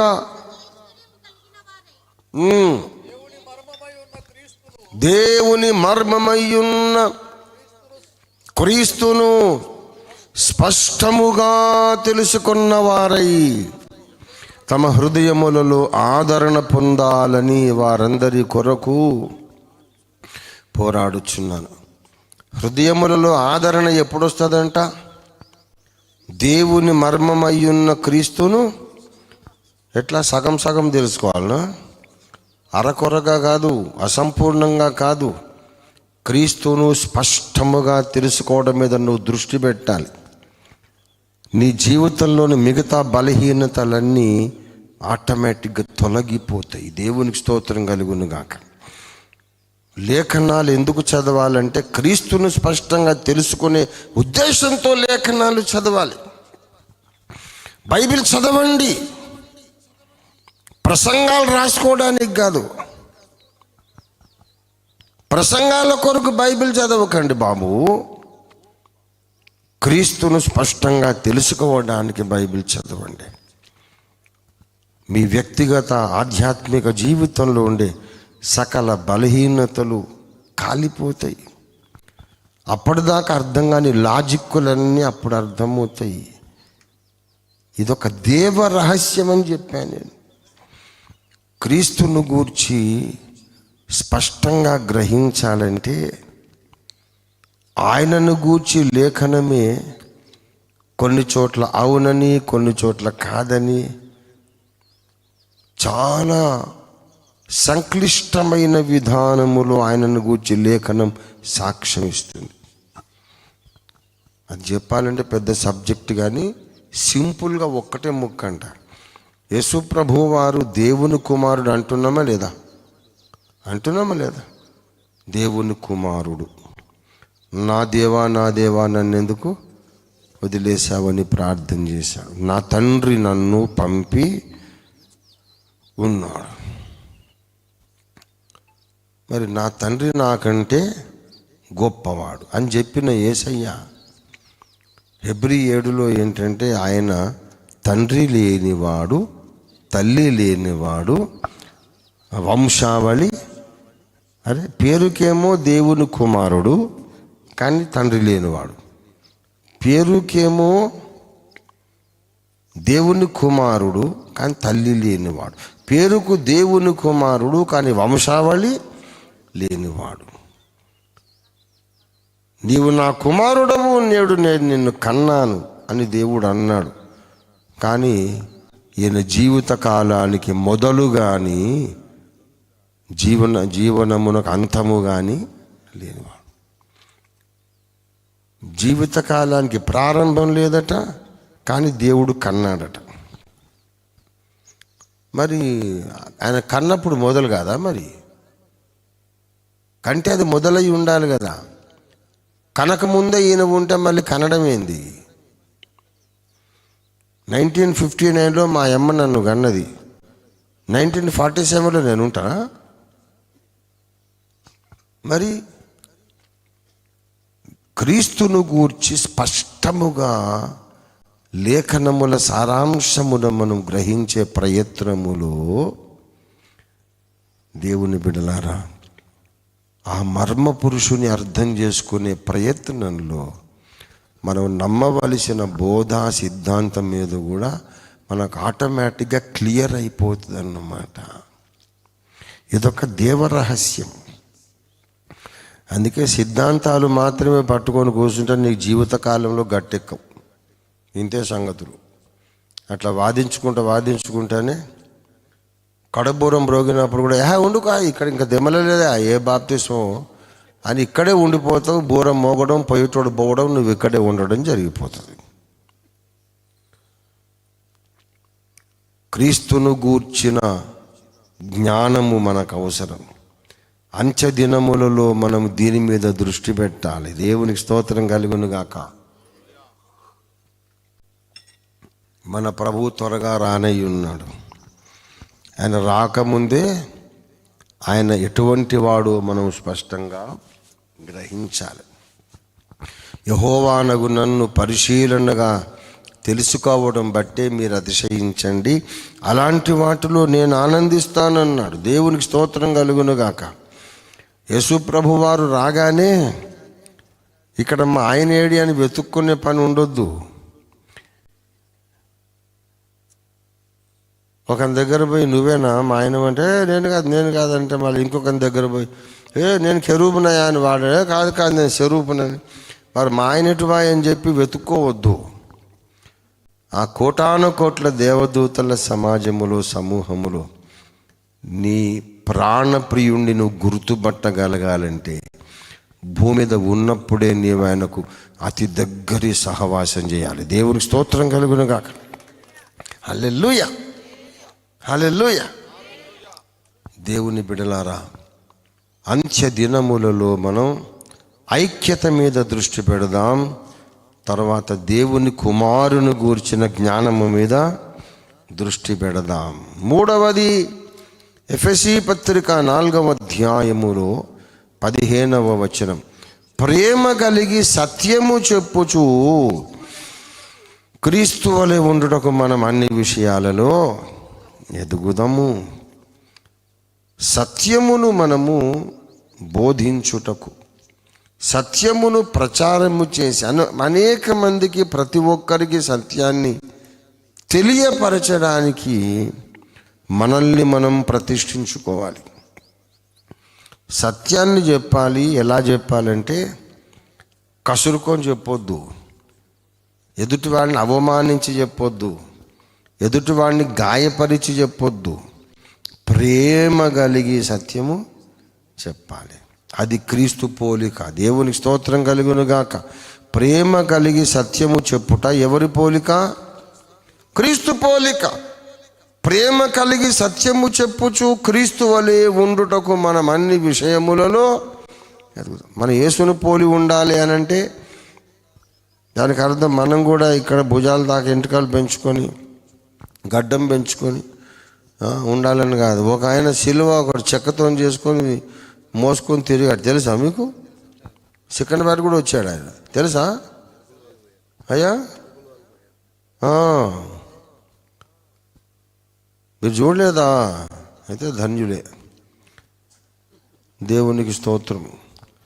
సిలువను మోసుకొని తిరుగుతున్నాడు దేశమంతా. ఆయన అదంటే ప్రభు పోలిక అని అంటే నేను చెప్పిన అదేం పోలిక? ఒట్టిగానే భుజం మీద మోస్తే అది పోలిక. దానికి వేసి కొట్టి సిలువేసేసాడు ఆయనను. అది అసలైన పోలిక అని చెప్పా. అయితే దానికి ఒప్పుకుంటలేడట. వద్దు, దానికి ఇట్లాంటి పిచ్చి పిచ్చి పనులన్నీ చేయవద్దు. ఇది కాదు బాబు యేసు పోలిక. యేసు పోలిక అంటే సత్యము తప్ప నేనేమీ మాట్లాడను, సత్యము తప్ప నేను ఏమీ మాట్లాడను, కానీ అది ప్రేమతో మాట్లాడతా. దేవునికి స్తోత్రం కలుగును గాక. హల్లెలూయా. ప్రేమ కలిగి సత్య సువార్త చెప్పాలి. అన్యులకు సువార్త చెప్పినాను ప్రేమతో చెప్పాలి. అన్యులకు కూడా సువార్తను ప్రేమతో చెప్పడానికే హైందవ క్రైస్తవం అనే గ్రంథం రాయబడింది. హైందవ క్రైస్తవం గ్రంథం అంటే అది చాలా సుదీర్ఘమైన ఒక సువార్త కరపత్రం. అలాగా పాపము చేత కాటువేయబడిన ఆది మహా ఘటసర్పము చేత కాటువేయబడిన ప్రతివాడు కళ్ళు పైకెత్తి శిలువ మీద వ్రేలాడుతున్న యేసును ఒక్క క్షణం చూస్తే బ్రతికిపోతాడు. అందరినీ ఒక్కసారి యేసు వైపు కళ్ళెత్తి చూడండి అని ప్రేరేపించడానికి ఇటు చూడండి రా, యేసును చూడండి. మీరు కన్వర్ట్ కమ్మని చెప్పట్లేదు, అటు చూడండి ఒకసారి. చూస్తే చాలు. దేవుని రక్షణ సంకల్పంలో ఉంటే దేవుడు ఆకర్షించుకుంటాడు. లేకపోతే నమ్మరు, పోని వాళ్ళ ఇష్టమే. కానీ దేవుణ్ణి అందరికీ పరిచయం చేయాలంటే ప్రేమగా చెప్పాలి. అంతేగాని సువార్త చెప్పేటప్పుడు ఇతర దేవీ దేవతలను దూషిస్తారు కొంతమంది. అట్లా దూషించమని మనకు దేవుడు చెప్పలేదు. ముంగమూరు దేవదాసయ్య గారు మంచి బంగారు మార్గం మనకు చూపించారు. ఏ వ్యక్తిని కానీ, ఏ డినామినేషన్ను కానీ, ఏ మతమును కానీ మనము దూషించరాదు, ద్వేషించరాదు. మనకు తెలియని సంగతులు దేవుణ్ణి అడిగి తెలుసుకోవాలి. ఏ వ్యక్తిని దూషించొద్దు, ద్వేషించొద్దు. ఏ మతాన్ని దూషించొద్దు, ద్వేషించొద్దు. ఏ డినామినేషన్ను కూడా దూషించొద్దు, ద్వేషించొద్దు. 46-47 సంవత్సరాలుగా ఓఫిర్ మినిస్ట్రీస్ యొక్క పాలసీ ఇది. మెథడిస్ట్ నాది, బాప్టిస్ట్ నాది, పెంతకోస్తు నాది, చర్చ్ ఆఫ్ క్రైస్ట్ నాది, హెబ్రోన్ నాది, బ్రదరన్ నాది, సకల డినామినేషన్లు నావి. యేసయ్య నా దేవుడు అని నమ్మే ప్రతి ఒక్కడు నాకు అన్నయ్య, నాకు తమ్ముడు, నాకు చెల్లెమ్మ, నా తల్లి. మొదటి నుండి ఇదే మన పాలసీ. వాళ్ళకు చెప్తాను, సిద్ధాంతంలో భేదం ఉంటే ప్రేమగా చెప్తాం. తమ్మి నాకు అర్థమైంది ఇలాగా, నీకు నచ్చితే నువ్వు మార్చుకో, నువ్వు మార్చుకోకపోయినా నాకు అన్నయ్యవే, నాకు తమ్ముడివే. నా మాట వింటేనే చుట్టరికం ఉంటుందని కాదు. చుట్టరికమే. ఒక ఇంట్లో అన్నదమ్ములు ఉంటారు, ఒక అన్న మాట తమ్ముడు వినడు, చుట్టరికం తెగిపోద్దా? వాడు నా మాట విన్నా నా తమ్ముడే, వినకపోయినా నా తమ్ముడే. నా మాట విన్నా నా అక్కయ్యవు, నా చెల్లెమ్మవు, నా కూతురువి, నా తల్లివి. నా మాట వినకపోయినా సరే నువ్వు నాకు తల్లితో సమానం. వింటావో వినవో నీ ఇష్టం. స్తోత్రం కలుగునుగాక. అన్యులకు సువార్త చెప్పిన ప్రేమతో చెప్పాలి. విశ్వాసులకు సిద్ధాంత సత్యము చెప్పిన ప్రేమతో చెప్పాలి. ప్రేమ లేకుండా నువ్వు సువార్త చెప్పినా వ్యర్థమే.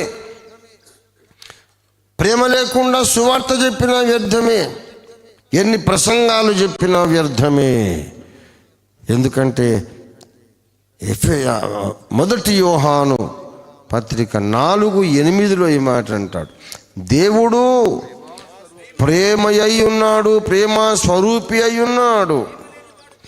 ప్రేమ లేనివాడు దేవుని ఎరుగడు. చాలా గొప్పగా సువార్త చెప్తాడు కానీ వాడికి దేవుడు అంటే తెలియదు.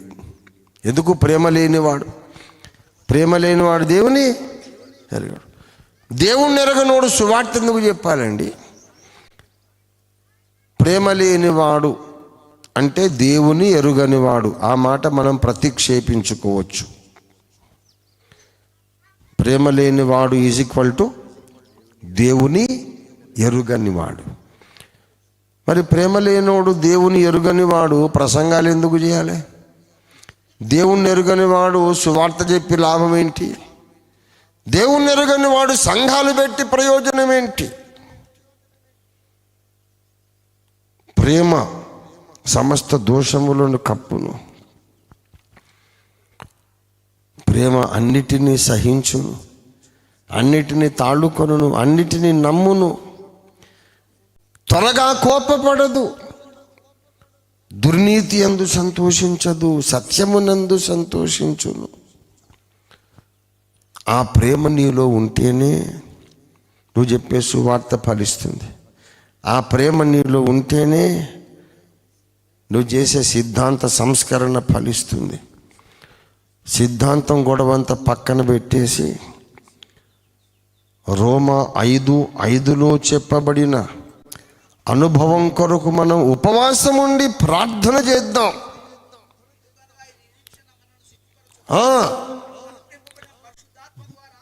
మనకు అనుగ్రహించబడిన పరిశుద్ధాత్మ ద్వారా హల్లెలూయా దేవుని ప్రేమ మన హృదయములలో కుమ్మరించబడ్డదంటే అర్థమైంది. ఒక చెంచాడు పోసిండా, ఒక చెంచాడు, ఒక చుక్క ఆ ఇంక్ ఫిల్లర్ ఉండేది పాతకాలంలో, దాంట్లో ఇట్లా ముంచి తీస్తే ఒక్కొక్క బొట్టు పడుతుంది.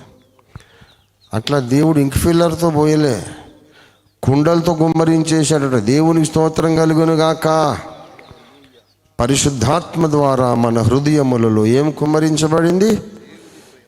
దేవుని ప్రేమను కుండల కొద్దీ గుండెల్లో కుమ్మరించుకున్న విశ్వాసుల ద్వారానే సంస్కరణ సాధ్యమవుతుంది. దేవునికి స్తోత్రం కలుగును గాక. దేవుని ప్రేమతో నింపబడిన హృదయాలు ఎవరికి ఉన్నాయో వాళ్ళ ద్వారానే వధువు సంఘం సిద్ధపరచబడుతుంది. దేవుని ప్రేమ ఎవరిలో నిండిపోయిందో వాళ్ళ ద్వారానే అంచకాలపు మహా ఉజ్జీవం ప్రారంభమవుతుంది. ప్రేమ లేనోడు సిద్ధాంతం మాట్లాడితే చిరాకేస్తుంది. ఎవడికి కావాలయా సిద్ధాంతం? నీకన్నా గొప్ప సిద్ధాంతకర్త, గొప్ప వేదాంత పండితుడు సైతాన్. నీకంటే గొప్పగా వాడు మాట్లాడతాడు తెలుసా. నువ్వు ఎందుకు పనికిరావు, నేను కూడా పనికిరాను. మనకన్నా వాడు గొప్ప జ్ఞాని, వక్త, ప్రసంగికుడు. వాడికి బైబిల్ అంతా తెలుసు. వాడికి బైబిల్ అంతా తెలుసండి. జ్ఞానం ఉంటే సరిపోదు, నీకంటే జ్ఞానివాడు. జ్ఞానము నీకున్నందుకు దేవుడు నిన్ను వాడుకోడు. నువ్వు ప్రేమతో నింపబడితే నిన్ను వాడుకుంటాడు. జ్ఞానం ఉన్నందుకు దేవుడు వాడుకోడు. నీలో పరిశుద్ధత ఉంటే దేవుడు వాడుకుంటాడు. ఈ రెండు లేనోడేవాడు. సైతాను మహాజ్ఞాని, కానీ పరిశుద్ధత వానికి ఎప్పుడు ఉండదు, ప్రేమ కూడా ఉండదు. దీనత్వము, సాత్వికం ఉండదు. వాడు గర్విష్టి, వాడు అపవిత్రుడు, వాడు ప్రేమ లేనివాడు, ద్వేషము నింపబడినవాడు. ఇవాళ నాయకులు తయారయ్యారు, ప్రేమ లేని నాయకులు. జ్ఞానము గల నాయకులు, ప్రేమ లేని నాయకులు. గొప్ప నాయకుడు, చాలా గొప్ప ప్రసంగికుడు, కానీ ప్రేమ లేదు. సహించలేడు, క్షమించలేడు, దోషములను కప్పలేడు, నమ్మలేడు, తాళుకొనలేడు, దుర్నీతి విషయంలో సంతోషిస్తాడు, సత్యమందు సంతోషించడు. అలాంటి నాయకులు ఉన్నారు, తయారవుతున్నారు ప్రపంచవ్యాప్తంగా. మీరు నా పిల్లలు, నా చిన్న చిన్న బిడ్డలు. మీరు మిమ్మల్ని చూస్తే అందరూ నాకు 6 నెలల పసికందుల్లానే కనపడతారు. మీకు అన్ని విషయాలు నేను చెప్పడం లేదు. ఇంటర్నెట్లో ఎంత భయంకరమైనటువంటి చెత్త చెదారం ఉందంటే, క్రైస్తవ సిద్ధాంతాల చెత్త చెదారం. ఒకడంటాడు అసలు ఈ బైబిలే కరెక్ట్ కాదు, ఇంకొక వేరే బైబిల్ ఉందట. భక్త సింగ్ గారు, పిఎం సామ్యుల్ గారు, బిల్ గ్రహం గారు, రవి జకరేస్ గారు, ఆస్వాల్ జే స్మిత్ గారు, ఇలాంటి మహానుభావులందరూ, విలియం కేరీ గారు, మార్టిన్ లూథర్ గారు, ఇంతమంది సంస్కర్తలు ఈ బైబిల్ను తీసుకొని లక్షల మంది జీవితాలను, కోట్ల మంది జీవితాలను ప్రభువులోకి నడిపిస్తే, ఇది అసలు బైబిలే కాదు, వానికి అసలు బైబిల్ వారికి దొరికిందట, మనకెవరికి దొరకలేదట. దెయ్యం కాదు వీడు, దెయ్యం వాడు. ఇలాంటి చెత్త చెదారం చాలా ఉంది. దేవుని బిడలారా, మళ్ళా వాడికి హెబ్రీ భాష తెలుసు, గ్రీకు భాష తెలుసు, లాటిన్ భాష తెలుసు. లాటిన్లో ఇట్లా ఉంది, హీబ్రూలో ఇట్లా ఉంది అని వాడంతా కన్ఫ్యూజ్ చేస్తాడు. ఒక అమాయక విశ్వాసి దొరికితే 1/2 గంటలో వాడి మొత్తం బర్బాద్ చేసి పడేస్తాడు, సత్యనాశ చేసేస్తాడు. అమాయక విశ్వాసులను సర్వనాశనం చేసే జ్ఞానులు తయారైనారు. అమాయక విశ్వాసులను ఈ బైబిల్ గ్రంథానికి దూరము చేసే జ్ఞానులు దేవునికి ఎందుకండి? బైబిల్కు దగ్గర చేసే జ్ఞానులు కావాలి. దేవునికి స్తోత్రం కలుగును గాక. ఈ 66 గ్రంథాల బైబిలు శాశ్వతమైన దేవుని వాక్యము, దేవుని స్వరము. దేవునికి స్తోత్రం కలుగును గాక. హల్లెలూయా. కాబట్టి జ్ఞానం ఉండొచ్చు, జ్ఞానము కలిగి పరిశుద్ధత లేనోడే సైతాన్. జ్ఞానము కలిగి ఉండి ప్రేమ లేనివాడే సైతాన్. జ్ఞానము కలిగి ఉండి సాత్వికము లేనివాడే సైతాన్. కనుక క్రైస్తవులారా, జ్ఞానమును సంపాదించడం మీద దృష్టి పెట్టే మీరు, ఆ జ్ఞానానికి విలువ ఉండాలంటే ముందు సాత్వికం నేర్చుకోవాలి, ప్రేమ నేర్చుకోవాలి, పరిశుద్ధత నేర్చుకోవాలి. జ్ఞానముతో పాటు నీకు పరిశుద్ధత ఉంటే, జ్ఞానముతో పాటు నీలో ప్రేమ ఉంటే, జ్ఞానముతో పాటు నీలో తగ్గింపు మనస్తత్వం ఉంటే, పరిశుద్ధాత్మ వర్షం నీ మీద కుంభవర్షంగా దిగొస్తుంది. యేసయ్య మీదికి వచ్చిన పరిశుద్ధాత్మ నీ మీదకి కూడా వస్తాడు. దేవునికి స్తోత్రం కలుగును గాక. ఎందుకంటే ప్రేమ, పరిశుద్ధత, సాత్వికం ఇవి యేసయ్య లక్షణాలు. దేవునికి స్తోత్రం కలుగును గాక. హల్లెలూయా, హల్లెలూయా. కనుక ప్రియులారా, మనం ఏం చేయాలంటే ప్రేమ కలిగి సత్యము చెప్పాలి. ముందు ఐక్యత కాపాడుకోవాలి, తర్వాత క్రీస్తును గూర్చిన జ్ఞానము సంపాదించడం మీద దృష్టి పెట్టాలి, తర్వాత సువార్త చెప్పిన, వాక్య పరిచర్య చేసిన, ఏమి చేసినా ప్రేమతో చేయాలనే దాని మీద దృష్టి పెట్టాలి. అప్పుడు తప్పకుండా యేసు రెండవ రాకడలో మనం ఎత్తబడగలుగుతాం. ఇంకా అనేక మందిని కూడా ఎత్తబడేవారుగా సిద్ధము చేయగలుగుతాం. ఈ మహోన్నతమైన దర్శనం కొరకు మనమందరము ఇవాళ పునరంకితమవుదాము. మనల్ని మనం ప్రతిష్ఠించుకుందాం. సమయం మించిపోతుంది. ప్రార్థన చేసుకుందాం. రండి, దయచేసి కళ్ళు మూసుకొని తలలు వంచి, ప్రభువా, నీవు పంపిన వర్తమానము కొరకు నీకు స్తోత్రాలు. నీవు వాడుకోవడానికి యోగ్యమైన పాత్రగా నన్ను సిద్ధపరచు తండ్రి. నాలో ఉన్న చెత్త చెదారమంతా తీసే తండ్రి. నీవు వాడుకోవడానికి, నీవు ఉపయోగించుకోవడానికి యోగ్యమైన అర్హమైన పాత్రగా నన్ను సిద్ధము చేయి స్వామి అని మనందరము మన రెండు చేతులు ఆకాశము తట్టు పైకెత్తి మనందరం ప్రార్థన చేద్దాము దయచేసి. హల్లెలూయా, హల్లెలూయా, హల్లెలూయా, హల్లెలూయా, హల్లెలూయా. ఇది 5వ వార్షికోత్సవము ప్రియులారా. వచ్చే వార్షికోత్సవము లోపుగా మనమందరము ఐక్యము కలిగించుకోవడానికి, ఐక్యమును కాపాడుకోవడానికి మనం పనిచేద్దాం. దేవునికి స్తోత్రం కలుగును గాక. వచ్చే వార్షికోత్సవము లోపుగా మనందరము క్రీస్తును గూర్చిన జ్ఞానము సంపాదించడానికి దృష్టి పెడదాం. వచ్చే వార్షికోత్సవానికంటే ముందు మనము ప్రేమతో నింపబడిన వ్యక్తులుగా తయారవుదాం. ప్రేమతో నింపబడి సువార్త చెప్దాం. ప్రేమతో నింపబడి దేవుని వాక్యోపదేశం చేద్దాం. హల్లెలూయా, హల్లెలూయా, హల్లెలూయా, హల్లెలూయా. యేసయ్యా నీకు స్తోత్రం, స్తోత్రం. నన్ను వెలిగించు, నన్ను మండించు, నన్ను పరిశుద్ధపరచు, నన్ను పుటము వేయి తండ్రి. నా హృదయములో నీ ప్రేమను ముమ్మరంగా కుమ్మరించు తండ్రి. హల్లెలూయా, హల్లెలూయా, హల్లెలూయా, హల్లెలూయా, హల్లెలూయా, హల్లెలూయా, హల్లెలూయా, హల్లెలూయా. ఈ కడవరి కాలములో నీ రాకడ బహు సమీపమై ఉంటుండగా యేసయ్యా, ఈ భూమి మీద నేను దేని మీద దృష్టి పెట్టాలో దాని మీద నేను దృష్టి పెట్టాలని సహాయం చేయండి. వ్యర్థమైన దాని నుండి నా కన్నులు తిప్పివేయమని ప్రార్థన చేద్దాం. అందరూ ప్రార్థన చేయండి. యేసయ్యా, వ్యర్థమైన దాని నుండి నా దృష్టి తిప్పేతండి. అనవసరమైన విషయాలు నాకు అక్కర్లేదు నాయన. ప్రభువా, నాకు నీవు కావాలి, నిన్ను గూర్చిన జ్ఞానము కావాలి, నా గుండెల నిండా నీ ప్రేమ కావాలి, నిన్ను పోలిన సాత్వికము దీన మనస్సు నాకు కావాలి. హల్లెలూయా. ప్రభువా, నీకు వందనాలు. నువ్వు సెలవులో చేసిన మహాయజ్ఞము ద్వారా మేమందరము ఏకము కావాలి. ఏకము కావటం మీద నేను దృష్టి పెట్టాలి, పని చెయ్యాలి, ప్రయాసపడాలి, ప్రార్థన చెయ్యాలి. హల్లెలూయా, హల్లెలూయా, హల్లెలూయా, హల్లెలూయా. మా రక్షకానికి స్తోత్రం, స్తోత్రం, స్తోత్రం, స్తోత్రం, స్తోత్రం, స్తోత్రం. సుమములహారము సంతోషాన దాతైలము నీదే, స్తుతి వస్త్రమును నీదే.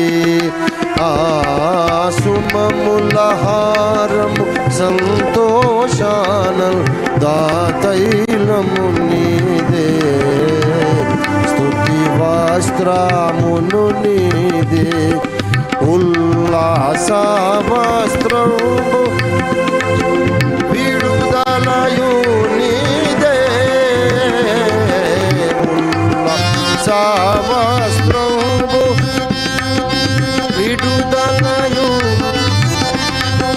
హితవత్సరము విముక్తి, హితవత్సరము విముక్తి. ఆత్మాభిషేకము నీదే, ఆమేన్. ఆత్మాభిషేకము నీదే. స్వచ్ఛందాసి యోను వాసి సర్వాధికారి,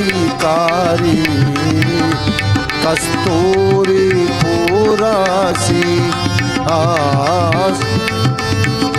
పుట్టినది మొదలు తల్లి ఒడిలోన, కూర్చుండినది మొదలు ఆ గర్భమున పుట్టినది మొదలు తల్లి ఒడిలోన, కూర్చుండినది. నేను చంకా పెట్టుకున్న నాదు ప్రజలారా,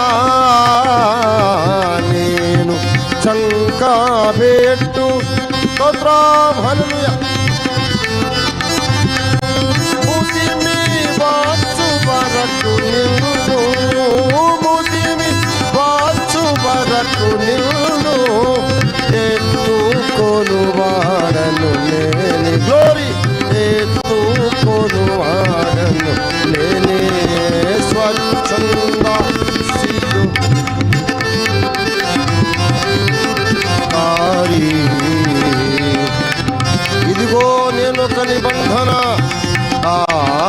ఇదిగో నేనొక నిబంధనను అద్భుతముల చేతు నీ ప్రజలందరి ఎదుట. ఇదిగో నేనొక నిబంధనను అద్భుతముల చేతు నీ ప్రజలందరి ఎదుట. పరిశోధింపజాలని మహా కనులెల్లా ప్రభువే, పరిశోధింపజాలని మహా కనులెల్లా ప్రభువే. లెక్క లేని అద్భుతముల్, లెక్క లేని అద్భుతముల్ మక్కువతో చేయువాడు, మక్కువతో చేయువాడు. స్వచ్ఛందాసి యోనువాసి సర్వాధికారి పురాసి వర్తమాన భూత భవిష్యత్కాల వాసి. వర్తమాన భూత భవిష్యత్కాల వాసి. అల్ఫా ఓమేగా తానే, అల్ఫా ఓమేగా తానే. ఆజల్తాము మన యేసే, ఆజల్తాము మన యేసే. స్వచ్ఛంద సియోను వాసి సర్వాధికారి. హల్లెలూయా, గ్లోరీ. పురాసి కరం దర దర రియాల దర బరసి ఊర దర బబరి హురిందర దిఖాందర రియార బరది ఖరం దర బరసి ఊర దర బబరియార ఖరం దర దర బర హుంఖరీ దర బరసి ఖం దర రియా బరసి ఓరి ఖరం దర బరసి ఖరా దర బరసి దిక్రి. Come down, O Lord, Holy Spirit. పరిశుద్ధాత్మ దిగిరండి, అగ్ని వలె దిగిరండి తండ్రి. హల్లెలూయా, హల్లెలూయా, హల్లెలూయా. మమ్మల్ని ఐక్యపరచుటకు దిగిరండి ప్రభువా. మా హృదయాలు ప్రేమతో నింపడానికి దిగిరండి తండ్రి. మాలో సత్యాసక్తి పుట్టించడానికి దిగిరండి తండ్రి. మాలో చెత్తనంతా కాల్చివేయడానికి దిగిరండి తండ్రి. మమ్మల్ని అగ్ని వలె మమ్మను పుటము వేయడానికి దిగిరండి ప్రభువా. మమ్ముని అగ్ని జ్వాలలుగా మార్చడానికి దిగిరండి తండ్రి. హల్లెలూయా. సందర బరది హురీదిరియా కరం దళరాబరాసి. హల్లెలూయా, హల్లెలూయా, హల్లెలూయా. స్థానిక సంఘమును మండుచున్న పొద వలె చేయండి తండ్రి. హోరేబు కొండ మీద మండుచున్న పొద మోషేను ఆకర్షించింది నాయన. స్థానిక సంఘము మండుచు ఈ జిల్లా ప్రజలందరినీ ఆకర్షించున్నట్లు మీరు కృప చూపండి అయ్యా. చూచు ప్రతి వారు, సంఘమును చూచు ప్రతి వారు శిలువ చెంతకు ఆకర్షించబడినట్టుగా సహాయము చేయండి. Let there be great revival, O Lord, in Narayan Khed, in the entire Telangana state. My Lord, hallelujah. Shadara bara hora babari karam dalari hudwara baki bara sakandara rabarasi unda babari rahu bari shakindara radara barasi karam dara rabarasi. Hallelujah, hallelujah, hallelujah, hallelujah, hallelujah, hallelujah. ప్రేమ కలిగిన మా తండ్రి, నీ వాక్యం ఫలింపచేయండి. జీవము గల నీ నోటి మాట, నీతి గల నీ నోటి మాట బయలు వెళ్ళి ఉన్నది. అది వ్యర్థముగా నీ యొద్దకు వెనక్కి మళ్ళదు. అది నీ దృష్టికి అనుకూలమైన దానిని తప్పక నెరవేర్చి మళ్ళీ నీ దగ్గరకు వస్తుందని మేము ప్రగాఢముగా నమ్ముచున్నాము మీ లేఖనాన్ని బట్టి. ప్రభువా, ఇక్కడను సుదూరాన్ని ఉండి ఇంటర్నెట్ ద్వారా ఎప్పుడును భవిష్యత్తులోనూ ఈ సందేశమును వీక్షించబోతున్న వాళ్ళు, వినబోతున్న వాళ్ళందరిపైకి నీ పరిశుద్ధాత్మను ముమ్మరంగా కుమ్మరించండి ప్రభువా.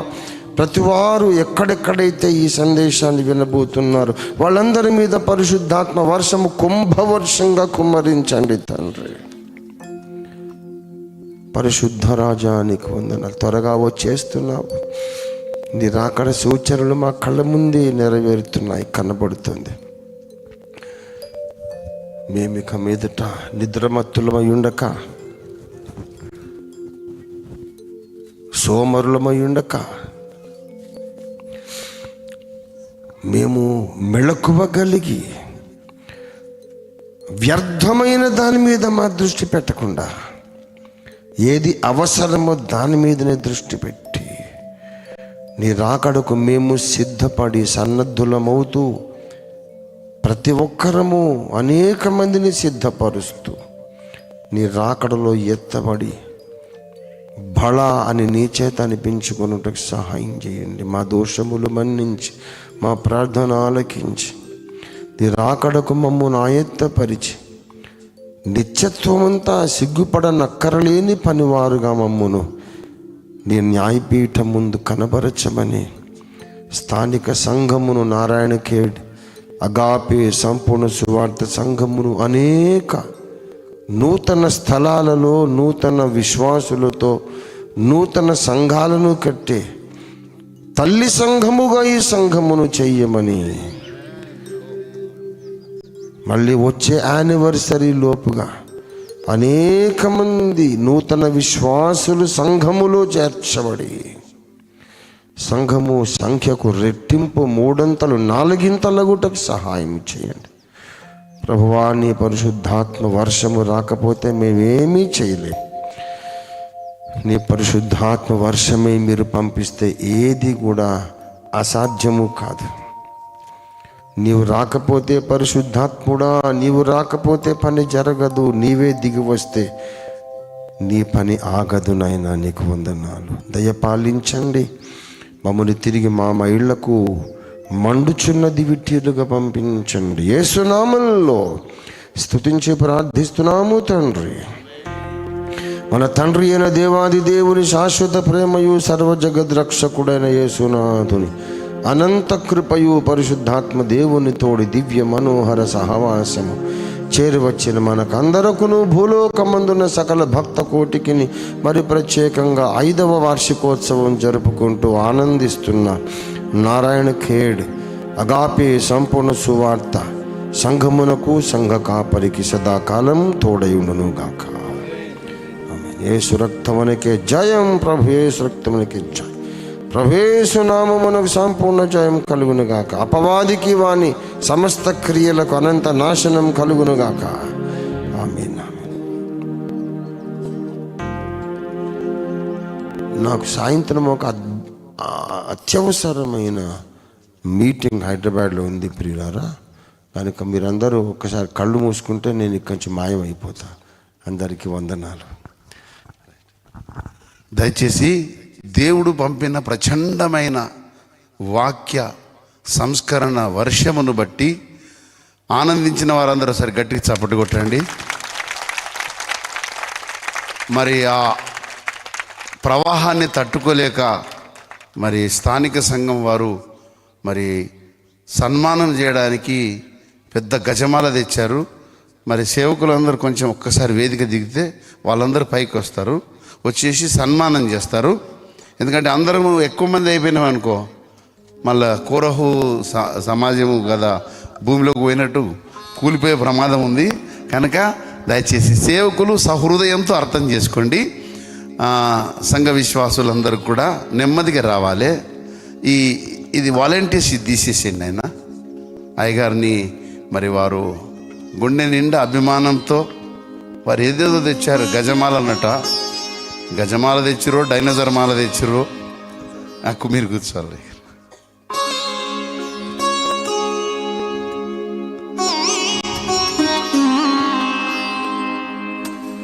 నిత్య సింహాసనాసీనుడైన దేవుడు మీ నోట తాండవిస్తుండగా సన్మానం చేయకపోవడము అదొక లోపము, అదొక పాపము, అదొక ఆత్మీయ దారిద్ర్యం కూడా.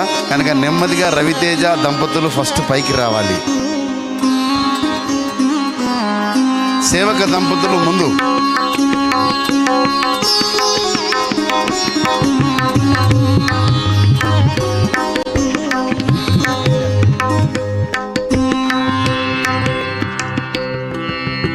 నెమ్మదిగా రావాలి.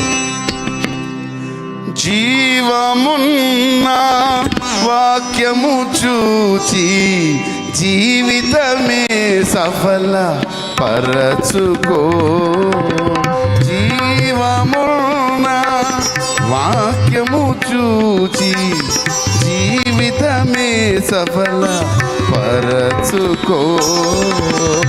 జీవము యేసు సత్యము, జీవము యేసు సత్యము, జగతిలో మనకిల మార్గము, జగతిలో మనకిల మార్గము. చుంటి తేనె వంటి వాక్యం మంటిలో వేసెద వేళ,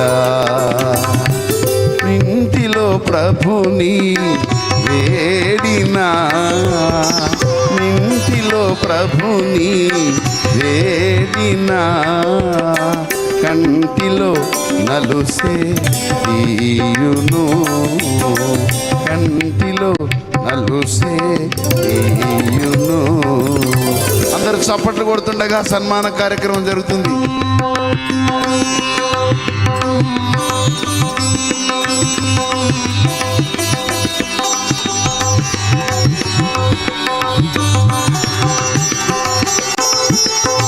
ఇది నాయనా మీ గజమాల.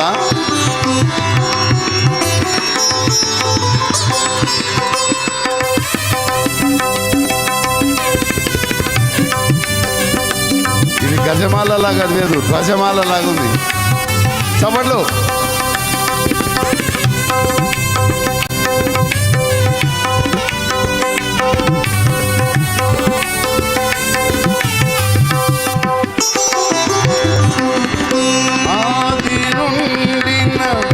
వాక్యమే ఆ ప్రభుతోనే ఉండలేదా, ఆనందం పరమానందం మహదానందం మధురానందం సత్యానందం బ్రహ్మానందం ఆనందం. అతడు పుట్టినందుకు అందరూ సంతోషింతురా నేను అనే లేఖనము ఇప్పుడు నెరవేరుతున్నది. ఇంతమంది సంతోషిస్తున్నారంటే మీరు కారణ జన్ముడుగా మా జీవితంలోకి రాకపోతే ఈ ఆనందం దూరం అయిపోయేది.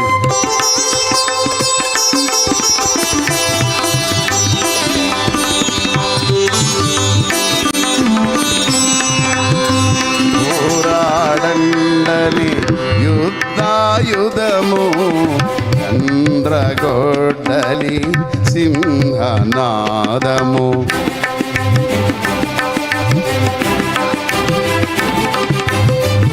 పోరాడండని యుద్ధాయుధము అందరి కిందికి దిగండి.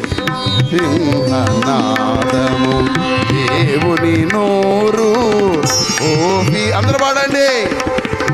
దేవుని నోరు ఓపీరుగారు మళ్ళీ దేవుని నోరు ఓపీరుగారు, జీవము తోడు ఇలలేరెవరు, జీవము తోడు మరి రారెవరు, ఇతడే. హల్లెలూయా. అలాగే అమ్మ ఇంకా చాలా మంది ఉన్నారమ్మా సన్మానించే వాళ్ళు. శామ్యుల్ గారు ఉన్నారు. నేను మెదక్లో ట్రైనింగ్ చేసేటప్పుడు మా రూమ్లో ఉండేవాడు శామ్యుల్. అమ్మా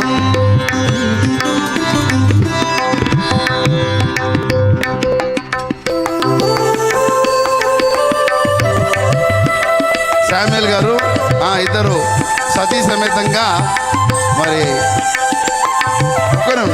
రైట్ రైట్ మామయ్య గారు ఓకే. అప్పుడు మెదక్లో డిగ్రీ చేసేవారు శామ్యుల్ గారు. మా రూమ్కి వచ్చేవాడు. మంచి డ్యాన్సర్ శామ్యుల్. అప్పుడు ఇప్పుడు చేస్తావా?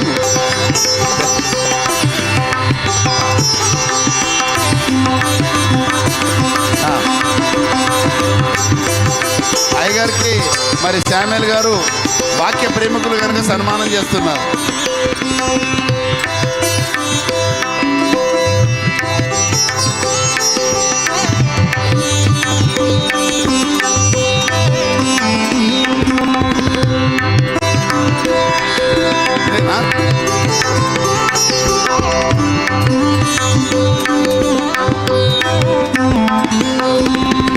మెదక్లో ఉన్నప్పుడు శామ్యుల్ని బాగా డ్యాన్స్ చేపించేది నేను.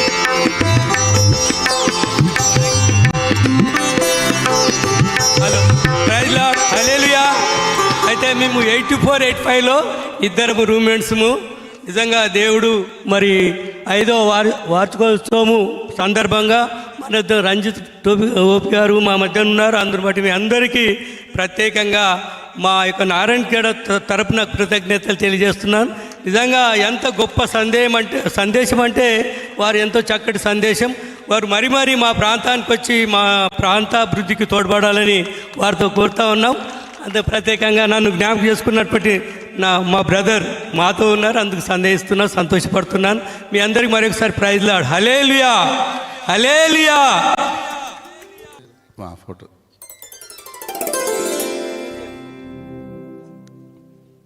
డ్యాన్స్ మర్చిపోయినావా? అది కొంత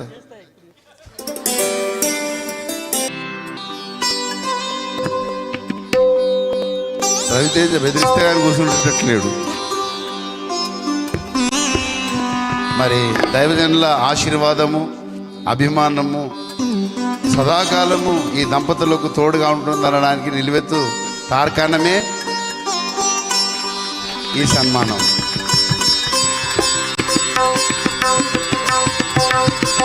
వారు ప్రేమతో మరి దంపతులకు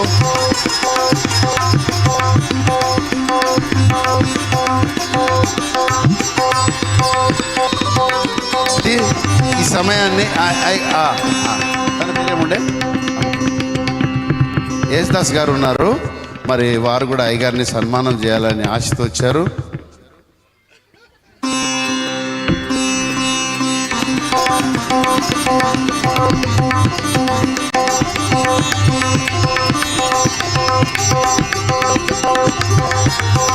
చప్పట్లు కొట్టాలి, నిస్తేజంగా కూర్చోవద్దు.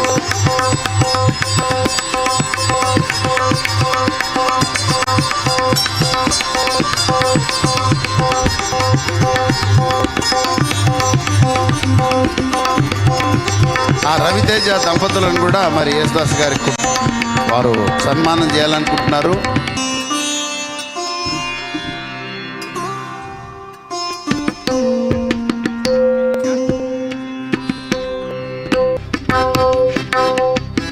బీదర్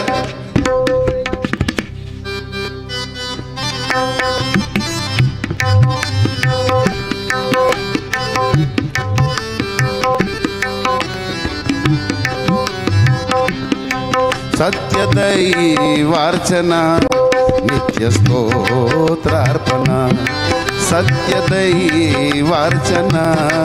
నిత్య స్తోత్రార్పణ.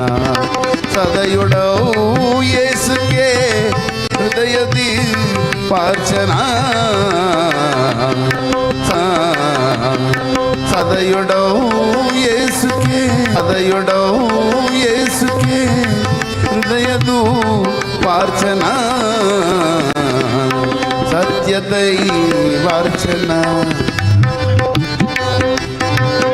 ఓఫర్ మినిస్ట్రీస్ పుస్తకశాల, అక్కడ మా లక్ష్మణ్ గారు ఉన్నారు. వారిని దర్శించండి. వారి పుస్తకాలు ఫ్రీకి ఇవ్వరు, తక్కువ వెలకు మీకు ఇస్తారు, తక్కువ వెలకు మీకు ఇస్తారు. అది కొనుక్కొని చదవండి, అది కొనుక్కొని చదవండి. ఫ్రీగా చదివితే అర్థం కాదు, దయచేసి కొనుక్కొని చదవండి.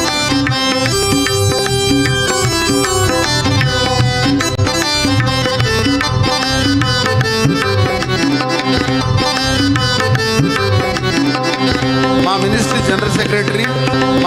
జనరల్ సెక్రటరీ యాదాల అబుల్ గారు వేదికపైకి రావాలి. రవితేజ గారు వారిని మరి సన్మానించాలని తీవ్రమైన ఆశ, అయ్యా కూర్చో, తీవ్రమైన ఆశ అయ్యా కూర్చోండి మీరు. కూర్చోండి మీరు. కూర్చోండి. లేదు కూర్చోండి.